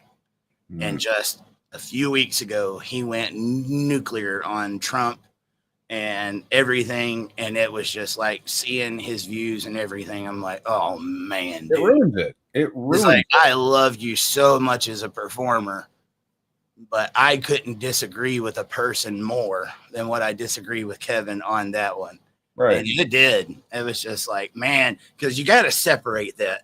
Right. You got to be able to separate the political beliefs and how you care for them as a performer. But sometimes it can get to a level where it's hard. And he kind of took it to a level where it's kind of hard. Like Tom Hanks. I have a very hard time watching anything Tom Hanks related. And before, I thought he was one of the greatest actors out there, dude. Exactly. Yeah. Well, or what's his name? Robert De Niro. Yeah, you're talking about Robert De Niro, yeah. Him, Parents. Yeah, dude, they've just ruined it for me. Yeah, well, I mean, I went to a Metallica concert a couple years ago. I paid, $300 or whatever a ticket to go to it, or whatever amount it was. Yeah, that was Metallica. I mean, I probably won't ever go again. I don't care who it is. 300 guys. I know it goes over $50 for a concert ticket. What in the world? People need to start pushing back. It's the only way we're going to get it back. Oh, well, my wife, Brandy, she loves Garbage. The band, not the... It didn't come off right at first. I got you. She loves Garbage, the group, and My Chemical Romance. Well, they were going to be in town. Nosebleed tickets were $400 before all the fees got put on. I love her, but yeah, she's getting I don't know, a Casio watch or something for her birthday. I'm not going to blow, $800, $1,000 for a 2-hour thing. And kind of what I'm getting into is like when it goes to Metallica, they spent a good 20 minutes talking politics. I don't want any form of I don't care. Metallica did? Yeah. I mean, I'm a hardcore conservative. I No. don't care if they were 110% in my beliefs. I'm going to a Metallica concert to hear Whom the Bell Tolls and My Evil, that, and to have a good time, not talk politics. No, there was some of that with Ozzy too, man. He had a thing where he moved back to England and he was pushing back on a lot of it. And then again, like, you got to go further into the surface to understand each other. And I think more conversations need to be had. I think I would have loved to have seen a sit down with Donald Trump and Ozzy Osbourne where they could have talked out their, disagreements and stuff. Yeah. I mean, like the song War Pigs, Black Sabbath. Well, war means something completely different for Ozzy and Sharon. I was listening to Sharon talk last night about growing up, how they live right down the street from a war site, where just the next street over was completely leveled from war. And they used to go play up on places where it had gotten bombed. And when you walked in the house, there was gas masks, and that was just their childhood. They didn't know any different. Yeah. So they were completely anti-war. Right. And so, but they were making, remarks against Trump. And then, but see, then on the other end, I'm like, Trump was the only president that I've been alive for that we didn't go to war with. Until this, we haven't went to war with Iran yet. It could be about to change. I'm not big on that Iran situation at all. I did not like what went on. Anyway, that's neither here nor there. But I would have much rather seen them have a conversation and say, hey, Trump, I don't agree with this. Can we talk about this? But coming from that perspective of growing up in a war town and having gas masks and stuff, I think it would have been an interesting conversation.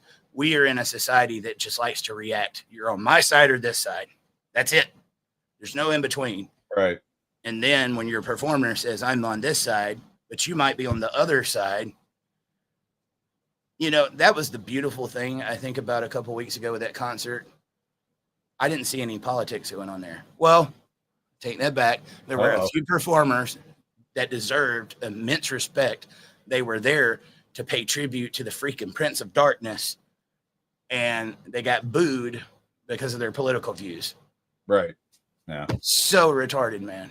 I just used a bad word. You know what I mean? It's so crazy, man. Sorry. It was just one of those things that it was unnecessary. We were there to pay tribute to the man, the myth, the legend, Ozzy Osbourne, and then you're making it about yourself.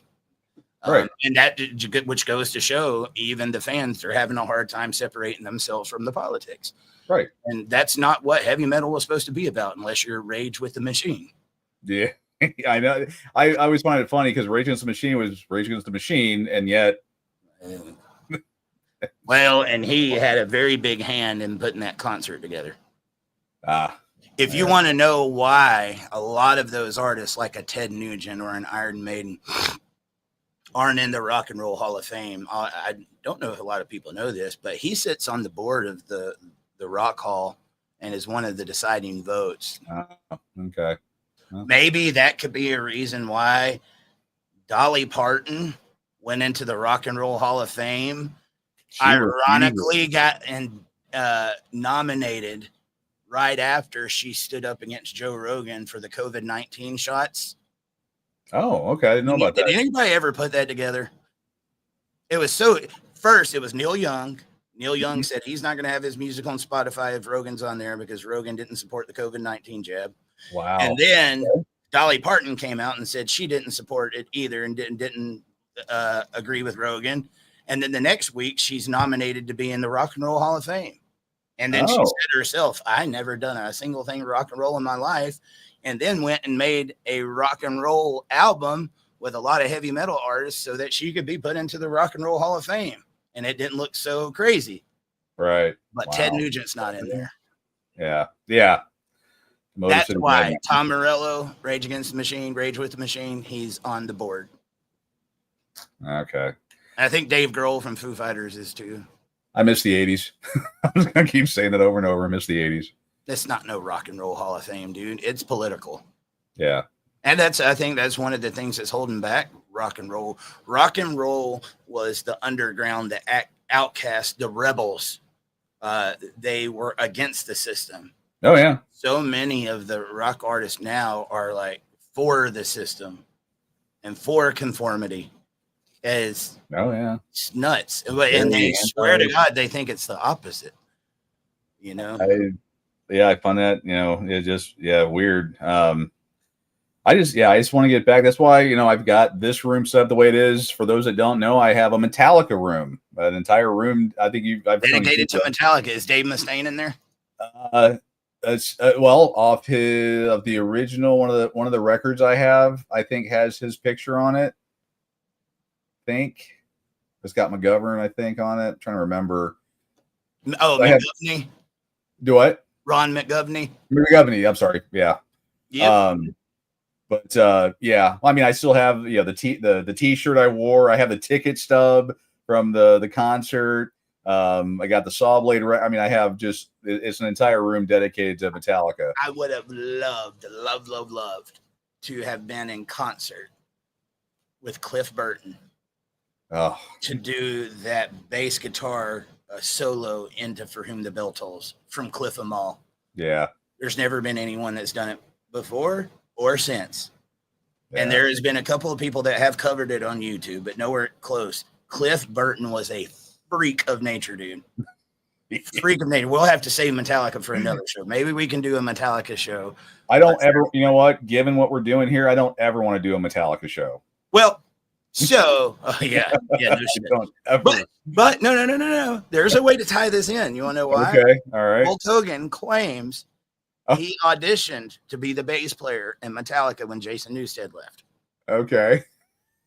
Hulk Hogan actually started off as a rock and roll musician in a band called Ruckus. Really? Okay. Yes. Did not know that. He was a full-time musician down in Florida, and his main gig that he played with his band was at a bar that all the wrestlers came to afterwards. Dusty Rhodes and the whole gamut of pro wrestlers. They would come in, and one night one of the wrestlers saw Hogan, Terry was his name back then, and said, "I think you would do good in pro wrestling." And dude, a lot of people don't know the dedication that man had. Back then, the business was much different. They protected it. They wanted you to think it was real. And they went to very big extent to make sure you knew it was real. If you would have walked into a pro wrestling camp back then and you weren't invited, you would have got your butt beat black and blue. Really? And you would have left there hurting. So the first time Hogan went to train to even try out as a pro wrestler, they wanted to make sure he paid his dues. He trained with a guy named Hiro Matsuda that was out an Asian guy. He was a very well-respected pro wrestler. Hogan got in the ring with him. He put Hogan in a leg lock and broke his leg. Wow. Literally snapped Hogan's leg in half. And Hogan left, and they laughed about it. They said, "That'll be the last time you see this guy." A couple of months later, guess what happened? He's back. Hogan came back. Wow. And they said, okay. And then he got trained. And then he did the business for many years. He was like Terry the Hulk Boulder. Then he went as Sterling Golden there for a while. He had wrestled Andre a few times in the business. He wasn't hardly making any money, dude. He went for years making crumbs. And so he was about to quit. And about that time, he said one night he was in the back room and somebody said, "Hey, you got a telegram that came in from Sylvester Stallone." And he said, "That's bullcrap." So he crumbled it up and threw it away. He thought it was BS. He thought it was one of the boys. They were always playing jokes on each other. Well, not long after that, he got another telegram and he was like, "Sylvester Stallone is trying to get in touch with you." And that's when Stallone told him, he's like, "I want you in Rocky." So back then, the WWE was the WWF. Actually, I'll go a step further. It was the WWF, Worldwide Wrestling Federation. And before Vince McMahon Jr., it was Vince McMahon Sr. Vince's dad was a wrestling promoter, which is how Vince got involved years later. But at this point in time, Hulk was wrestling for Vince's dad, Vince McMahon Sr., and he told him, if you go into the Rocky movie, you will never wrestle in New York again. Vince's dad controlled the whole Northeast. You didn't come through there unless you had his blessings. He said, if you go into the movies, you'll never wrestle here again. And Hulk said, I am not turning down an opportunity to be in Rocky. Just no way. So he did. And when he got out, he went to Minneapolis, where there was another federation called the AWA, Vern Gagne. And back then, this is before Hulkamania took off. But because of the Rocky movie, he was larger than life. And Vern Gagne started working with him to do the brother, say your prayers, eat your vitamins, and started teaching him how to do the gimmick. And that's where Hulkamania was started. And Vern Gagne is really what made, and Rocky is what made Hulkamania take off. And around that time, Vince McMahon Jr. bought the federation from his dad, called up Hulk, and offered him a lot of money. Okay. To come back to New York. And so it was the perfect thing. He ended up, that's when he came to Vince. Vern had already got him started. Vern really lost a lot to lose Hulk because he was the business dude. Yeah. And then when he came back, Vince McMahon Jr. had the perfect person to go against him. It was, all right, Hulk Hogan was the red, white, and blue. I am a real American. This is where the whole real American thing started, because the heavyweight champion at that time was the Iron Sheik. We all know my little from Iran. Yeah, my little. He was the Ayatollah. Him. Yep. Ayatollah sympathizer, and he would always get in there. Iran #1, USA #2, and spit and wave the flag and everything, and had the mustache and the. I know him. They brung in Hogan, the real American, and he beat the Iron Sheik and brought back the American pride. Right. That gimmick wouldn't go over now because we don't have that American pride. There would be, people would be sympathizing with the Iron Sheik. But that's how that whole thing started. And then he became Hulk Hogan, and from that moment on, he was the golden child. And then WrestleMania came, and it was all over with then, dude. From Liberace to Muhammad Ali, Mr. T, Cyndi Lauper, you name it. Hulk transcended wrestling. MTV, they called it the Rock and Wrestling Connection. It was all that you saw on TV, and that was started because of Hulk Hogan. He had his own freaking Saturday morning cartoon. Yes, he did. Watched it. The Iron Sheik is a trip, though, dude. So you said you knew the Iron Sheik? Okay, well, I've told the story before. So I was at an airport in St. Louis, and in one of the areas, it was the Iron Sheik. I'd watched enough wrestling to know who the Iron Sheik was. I think I was 7, 8 years old. I walked up to him, a little fat kid, and I went, "Are you the Iron Sheik?" And he looks down at me, and goes, "No, I'm not," and then walked off. And ever since then, Iron Sheik, if you're watching this, I hate you. No. He's dead. He died just a couple years ago, man. My bad. Dude, a lot of people don't know. He was legit.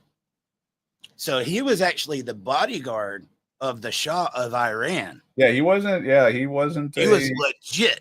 And he was an Olympic wrestler, like the real deal. You did not want to mess with him. His real name was Khosrow Vaziri.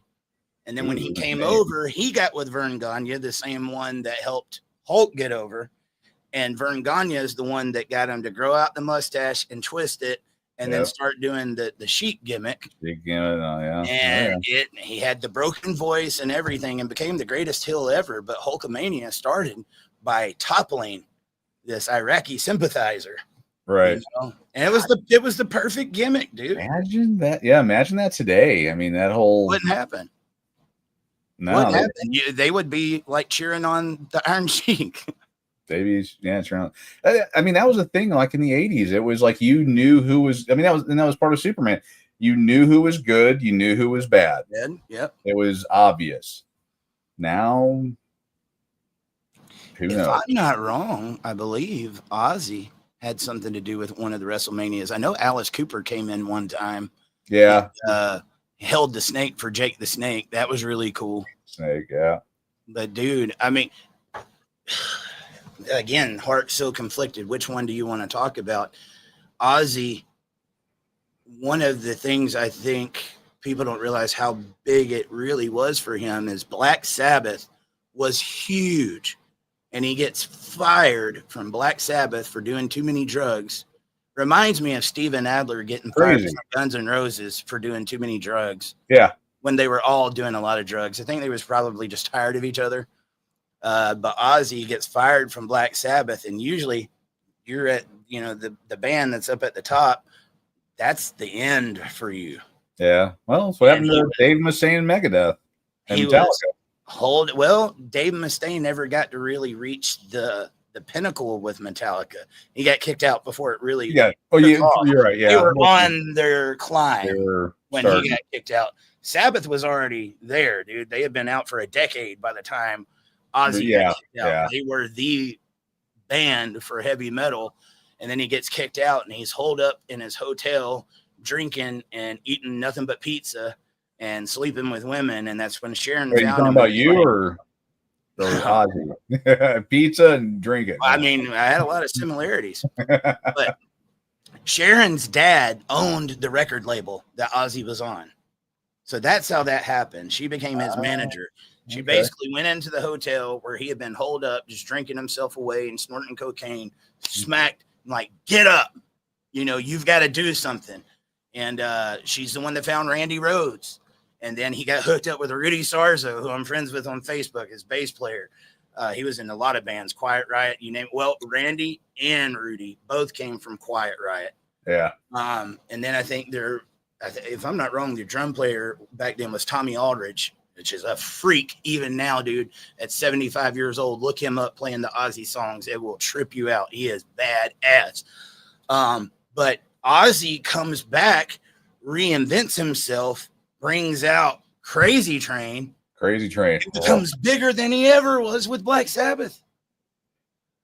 I wish we could copyright that song for the Equal Shared Parenting movement. That would be Crazy Train. Yeah, that would be.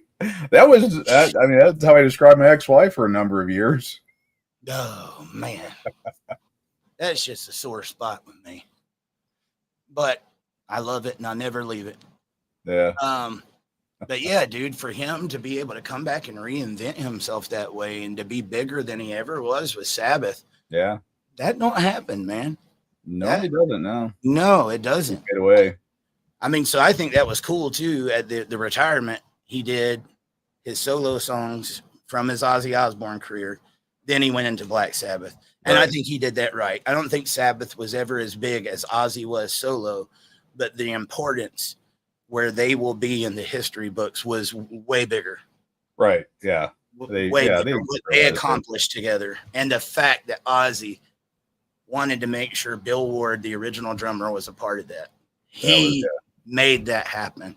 That was a magical moment, dude. What's funny as hell, they said they told him Bill always used to take his shirt off at the concerts. They were like, Bill, you're like 77 years old. Keep your shirt on. Nope, he didn't. He took it off. He was like, and they said Tony Iommi looked at him and said, you look like Gollum. And I'll be honest, he did. He did. Now all I can see is Smeagol. Yeah. There was certain angles that were not very flattering. He needed to have that 45-degree angle. Dude, to hear that generals gathered in their masses. Electrified. You could tell Or, dude, if you go back and listen to that original Black Sabbath by Black Sabbath, they had, I forget the name of it, but it's known as the Devil's Note. There was that one note that gets played on guitar, and it just makes the hair on the back of your neck stand up like, I don't know what's going on with this note, but it's evil. Right. It was a scary movie come to life and put into music. Right. So magical, dude. What's your favorite Black Sabbath song? I had to be a wimp at Iron Man. I mean, that's, yeah. I mean, dude, it's classic. I mean, it's definitely what they're most known for. Dude, they're all my favorites. Children of the Grave is one of the badass ones. And then Black Sabbath, that da, na, na. Tony Iommi played with missing like two of his fingers, right? He didn't miss the whole ones. Did you know the story behind that? No. It was even crazier that yeah, dude. So that last concert was in their hometown. Yeah. That's where they grew up. But that town was a very depressing town, which is where most of the successful heavy metal bands came from, was depressing towns. Like Slipknot came from nowhere in Iowa. But it was a metal industry back then, heavy metal. But they did welding and stuff. And so Tony, his full-time job was metal fabrication. And he one day was put on the machine that does like the clamp, bangs down. And he went to put the metal in and bang, came down and cut off the tips of his fingers. And he said blood was just squirting everywhere. And all he could think of is like, my career is gone. And one day, I forget exactly what it was, between tape and then wax and stuff that he had to mold on his fingers, which he does till this day. Right. And he invented a whole new style of playing because he misses those tips of his fingers.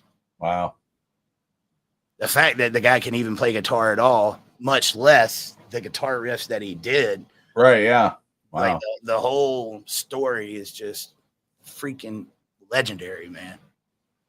Yeah, I wonder what happened today. Yeah, if the generation today, could they make a Black Sabbath? It's always possible, man. I mean, you think that everything's been done until somebody does it. Yeah, no. What the generation I would say today is, to make an impact of a Black Sabbath or a Hulk Hogan, you got to be daring and courageous enough to do something that nobody else has done. And in the beginning, you might be looked at as crazy. You might have people say it sucks because you'll probably be misunderstood. I even say, like, with comparison to this movement, to do what needs to be done with this movement, to get the changes that needs to be made, you have to realize it's not going to be fame and glory. It's probably going to make you hated. You're probably going to get a lot of hate, and it would be the same. Sometimes don't be afraid to stir the pot, so to speak. You got to stand out and you got to be different. If you want to be a Black Sabbath, you want to be a Hulk Hogan, you want to be a great, you have to do something different. Right. If you sound like everybody else, you'll never be in that category, ever. Yeah. You'll just be like everybody else. And it can be done. It definitely can be done. Now, what's crazy is you got even more competition nowadays, because I can go right here on my iPhone and create an AI song that kicks ass. Oh, yeah. You know? And I'm not beyond that, dude. I mean, I've had some AI metal songs that have been made. Our intro, for one, it's like, pretty badass. Yeah, it is. Well, I mean, the Pissed Off Parent, that little song that I do or whatever, that was the music was AI generated. I couldn't have done any of that. I tried to sing on it. That's why I have it as the background, so I don't want to offend more people. But yeah, I mean, technology is amazing. But it's going to take something being done that no one else has done and taking it to limits.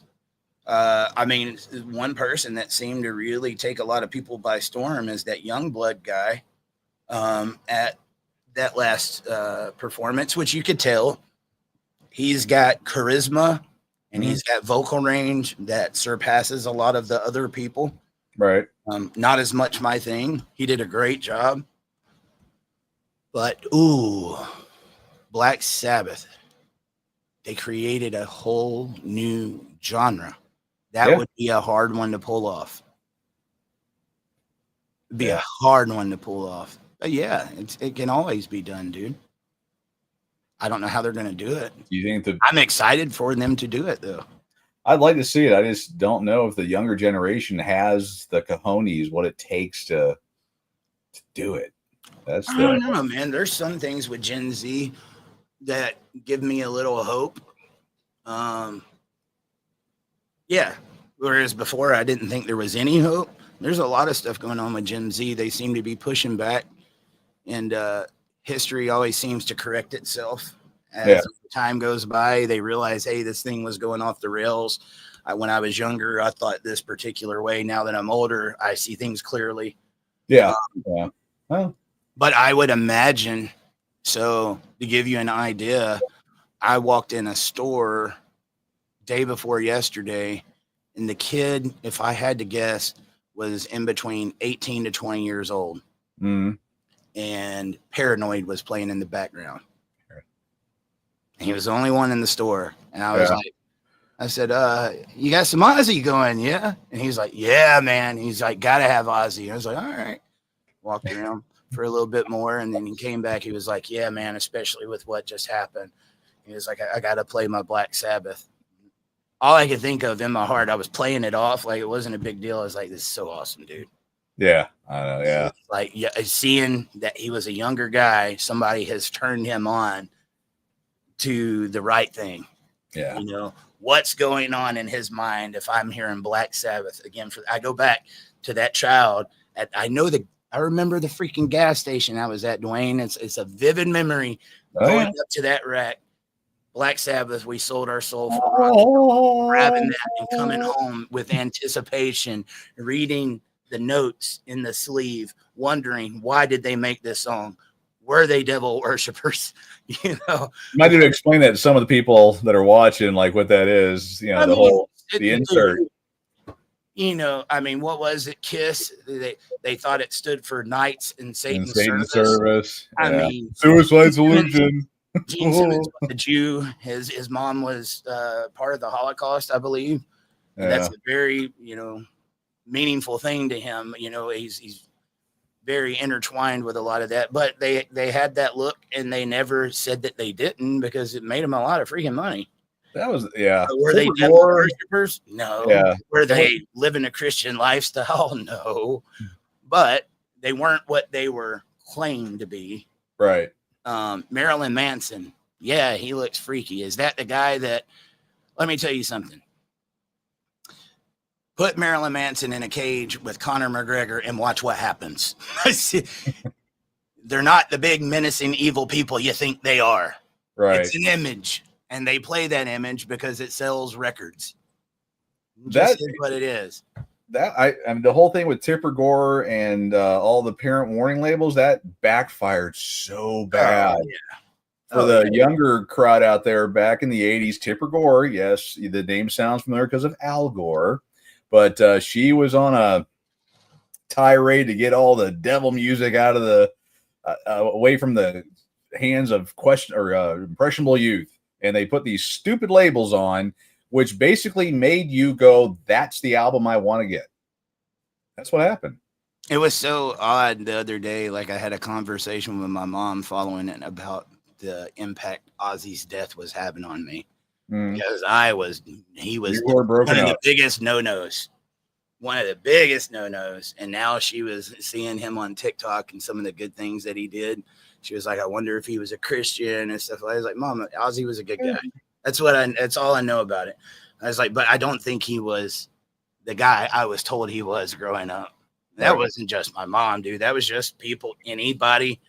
So I don't know what it was about rock and roll guys being called devil worshipers, man. It was a big thing back then. Now, did you play the record backwards to open the portal to Satan? No, I've heard of it. Some of the crap, and it was crazy. We didn't have the internet, but like stuff like that, the Marilyn Manson story, that if you want to repeat that one, go ahead. I didn't know how family friendly we want to keep this. But yeah, those things, like, we all knew them, but we didn't have the internet, but everybody across the country knew about. He took out his own ribs to be able to perform things on himself no man should be able to do. And then supposedly he was the guy from the Wonder Years, the kid. That wasn't true. Yeah, I remember. There was, but it was those rumors that had them talking about it. And Marilyn Manson was the one I heard talk about it at one point in time, that said no publicity is bad publicity. Exactly. Oh, he loved it. And really, those parents didn't realize it. But those very people you didn't want your kids listening to, you're the ones that made them famous. Because it backfired on you. When you told your kids you cannot do that, that's what they do. Yeah. I'd say the same thing with a lot of the kids that got forced to go to church growing up, and now that they don't, I'm watching a lot of Gen Z that were never told to go to church, and they are going to church like at bigger rates than anybody. Yep. Oh yeah. Like my stepkids this past Sunday, we never forced them to go to church or anything like that. If they wanted to go, they go, but they were getting ready earlier this past Sunday, and I'm like, "Where are you going?" They're like, "We're on our way to church." On their own merit. Yeah, on their own. Yeah. Like, all right. Okay. Yeah, I saw a report. Gen Z, they're finding their way back to organized religion at a higher rate than anybody. Yeah. That's what I said. Like, there's some things with Gen Z, while it looked bleak, earlier on, now it's starting to make a turn because they're getting older, man. It's the same way with us. I'm sure when we were teenagers, things didn't look so great either. we had a lot going on. Yeah. But eventually, I think everybody wants to live a peaceful life, have a family, and biggest thing in life is to love and be loved. Yeah. Oh yeah. The older I get, the more I realize how important all that is. So it's just going to be a sad world from this point moving forward without Ozzy Osbourne and Hulk Hogan. Yeah. We've got the memories to cherish. I've been cherishing the memories with Hulk. It's a little bit maybe harder with Ozzy because he just performed, whereas Hulk hasn't performed in like 15 years. He would show up and talk and stuff like that. He was the Hulk. But he still was that larger than life persona. Right. Dude, when I was that night, I don't even want to say the other guy's name that we talked about yesterday. That night right there at his hangout. Mm-hmm. So Dennis Rodman showed up that night. Yeah, because Dennis Rodman became a part of the NWO as well. And Ric Flair was supposed to be there that night. Never happened because they said he ended up getting drunk at some hotel and never made it. But he was billed to be there that night. Right. Hogan's son, Nick, was there. I actually got to meet Nick and take a picture with him. He had his son with him. But just watching the mob of people following them around, just wanting to get close to him. Yeah. I'm going to tell you, he took it well because I wouldn't want that personally. That takes a very special person to be able to take that whenever they go in public or go to do anything, you're sacrificing your privacy, your time with your family, because if you do not acknowledge every single fan, they will remember that for the rest of their life and no longer support you.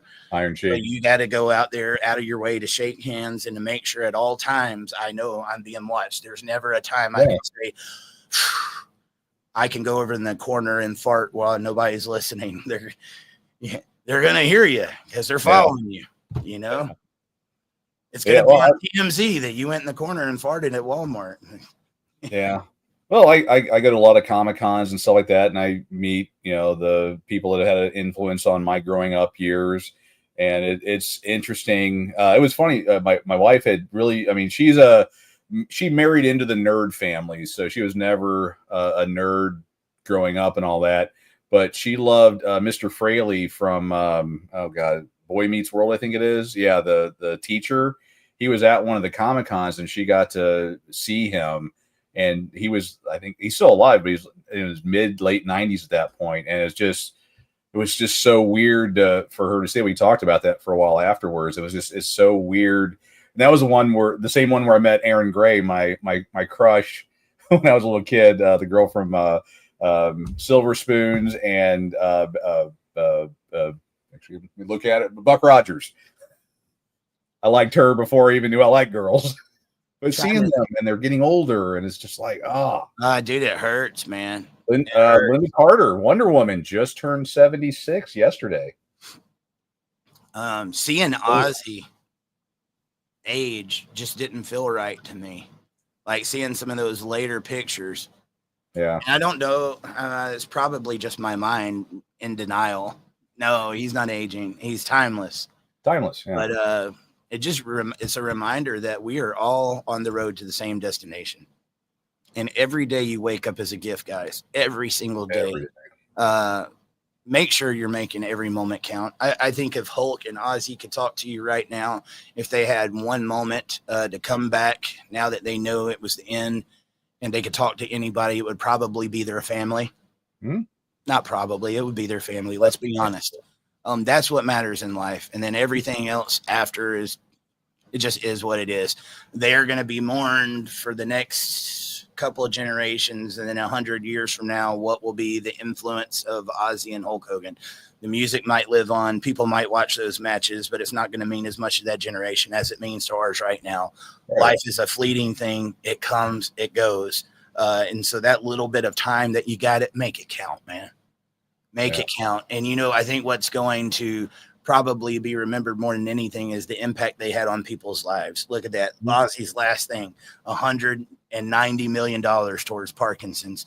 All those Make-A-Wish foundations and stuff that Hulk did and the stuff that's coming out, those are the things that are going to live on. And if we can just, take a little bit from those examples, world would be a better place. Yeah, well, we've talked, off camera about the stuff that you do with Dad Talk Today and how that's, the thing that, you're wanting it to live on. You want it to be, impactful to the generations because you want to see parents united with their children. You want to see the end of all the nonsense and the corruption and all that stuff. That's why you're flying out here pretty soon for the John Mass. That's an impactful thing. That's why you're doing all the other things that you do. Dad Talk still hasn't hit yet. I'm looking forward to the day when it becomes the conversation that it needs to be and it finally starts. Because I believe it's coming, but it's just one of the hardest things I've ever worked on. I could go talk pro wrestling and pull huge numbers. I could go talk about anything, but when it comes to this conversation, it's so hard. It's like pulling teeth to get people to pay attention. But the consequences from fatherlessness is evident, and it's going to continue to get worse and worse. We live in the #1 country for single parent households. Last week, I reported on a case where a mother tried to sell her 7-month-old daughter. Yep. 7-month-old daughter, guys, for $400 on Snapchat and got caught. Yep. The evil that's coming out in this world right now. And where was the father? Could it have been prevented? Those are conversations that we need to be having. Things like that could have been prevented. Maybe it couldn't have. But I think a lot of them could have been prevented if dads had rights, which they should have anyway. But I had the conversation just yesterday, actually. One of my daughters and Tina was in the car with me. And I said, you guys do know if something happens to me, I want somebody to carry on my life's work. And I was like, I believe the two of you would be the most passionate about it. And I mean, for any of my daughters, if they ever end up hearing this, obviously your daddy would want you involved. But I would see them too probably trying to pick up the banner. And you don't know this, Dwayne, but I told them, make sure he's involved because he's been the one that stood beside your dad through this and others. I'm wanting to train them. I would want that to live on because it's not me. It's a cause. Right. I would want my life's work, what I sacrificed to do while I was here. If it's not finished, it needs to continue on. Those are just things that you never know when you're going to breathe your last breath, man. And these are the things that matter. I hope that my life at the end of the day somehow contributes to the change of fatherhood in society. Because if that can be cured or if that can be fixed, there's so much that can be fixed. Right. Oh, yeah. So much that can be fixed. And it's bigger than any of us. Bigger than any of us. And in the meantime, I get to have fun talking about people like Hulk Hogan and Ozzy. Yeah. Thank you guys again for allowing us to, not allowing us. We can do it if we want to. But enjoying it and being along for the ride today because it was a breath of fresh air to talk about something different. Yeah, yeah. Not that I don't care about the other. I obviously do. I'll be doing that all next week. Okay. All week next week. Right now, while I can let the hair down and do this and have some fun with it, it's nice. Yeah, and I'd say for the folks tuning in, go to dadtalktoday.com. There's ways on there to help support if you have airline miles or heard Airbnb and ways the to help airline out. tickets have been purchased now. Oh, So, okay. but there's still many Yeah, places well, to contribute. yeah, please consider a gift. If you're not financially able to, like, share, subscribe. That does move the needle. Yep. Every little bit helps. If everyone put a shoulder into this, a lot of things could get done. This should be the biggest cause out there, dude. Yeah. And it's not. That Yeah. hurts. And that hurts. Oh, yeah. I want it to be. And spent a lot of time talking about it. Yeah, I want it to be. And I think it will be one day. I'm trying my best to keep my other projects separate from this because I'm not trying to promote myself on anything that I do. Yeah. But I got some other projects I'm working towards that I'm very passionate about. I mean, just getting a family like the Whitaker family, dude, and offering help. Like, if that can inspire other people to do the same in their community, I see so many people reaching out, wanting to do stuff from the Whitakers. And I'm like, guys, do you not understand how many other families just like the Whitakers there are within a 20-mile radius or wherever you are in the United States of America? Just get out in your community and start doing it. Yeah. It's all you got to do. I'm glad that people love this family, but there is more out there. And if that can inspire people to get more involved, and I think it will. I really do think it will. I've got a lot of work that's got to be done there after I get back from the trip with the Mass family. Doing that trial, I get a few days at home, and then I'm off to West Virginia. So I had a year or so rest from the road, and I'm right back. It's been nice. It's been nice. I don't miss the airplanes and living out of a suitcase. I hate it. Yeah. But I love doing what I do, man. Seeing the changes and seeing all that and all the different projects you're involved with. We haven't even talked about all the projects. Dude, seeing Ray be able to walk with a smile on his face. Yeah. I mean, he can't tell you. He can't tell you what's wrong. He can try, and he's been trying for years. My knee. Right. Yeah. So, I mean, it's just a great feeling, dude. But there's so much more that's got to be done. So much more. I mean, just right now, it's not flattering. It's not what you put on camera or anything, but I've got to get the Social Security card, the birth certificate, the ID. And if he doesn't have it, I ended up finding out there's a lot of the family that don't have it. So we got to get those before we can do it, go any further. Well, that doesn't make for good content, nor would I want it to. That's their personal stuff, but it's got to be taken care of. There's so many parts that everyone doesn't even know about. Oh, God, no. No, there's the hours, the midnights, the 2 in the mornings, the 7 in the mornings. Yeah. That nobody, love even it, knows a thing about. I love it, and I'm glad to have the opportunity to be involved. People are going to see a big change with that one, and I'm going to do what I can with this in the meantime. And I'm hoping, like I said, that this will take off. The Mass trial is going to be a big one. I'm hoping that the family gets justice, man. It just would not be right for me not to be there. Yeah. After this big journey, I would say when we've done a lot with Dad Talk, out of everything I've done, though, if they said, name one thing that you've done that Dad Talk would be remembered for, it would be the John Mass trial. Yeah. Hopefully there'll be closure at the end of that trial. I hope so. Good closure. That's going to be a big one. But yeah, I would say, I know we're going to talk about it more tomorrow, but yeah, be sure to get that on your calendars, like, share, subscribe, hit the bell, all that fun stuff so you can be notified. We need you here, guys.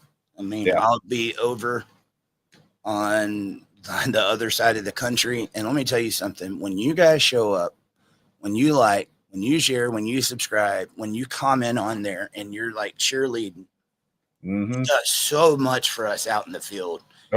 It's like the fuel in our tank, because we're fighting to get this out every way we can, and we've got our detractors on it too. We've definitely got our detractors. So when we come in there and see our people, like, we've got your back, we're putting it out there, we're tuning in, good job, dude. It does go a long way. Oh yeah, it goes a very long way, not just for me, but for that family. to know that there's people out there supporting them during one of the most horrific things. 5 years. I hope, I hope I don't have to hear that 911 call again.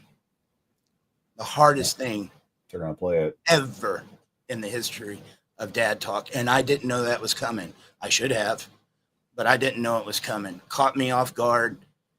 And to be a guy that interviewed John, and 2 months later, he's killed, and I'm standing over his casket, and then I'm in a courtroom listening to him as he's passing away, fighting for life.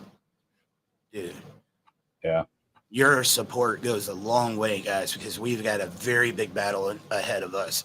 And I'm trying to get myself in the right headspace.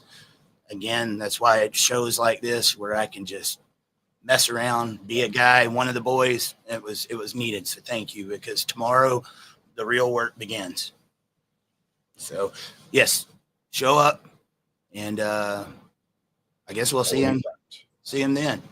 Yep. Sure to tune in. All right, man. We'll see you tomorrow, Dwayne. All right. Everybody.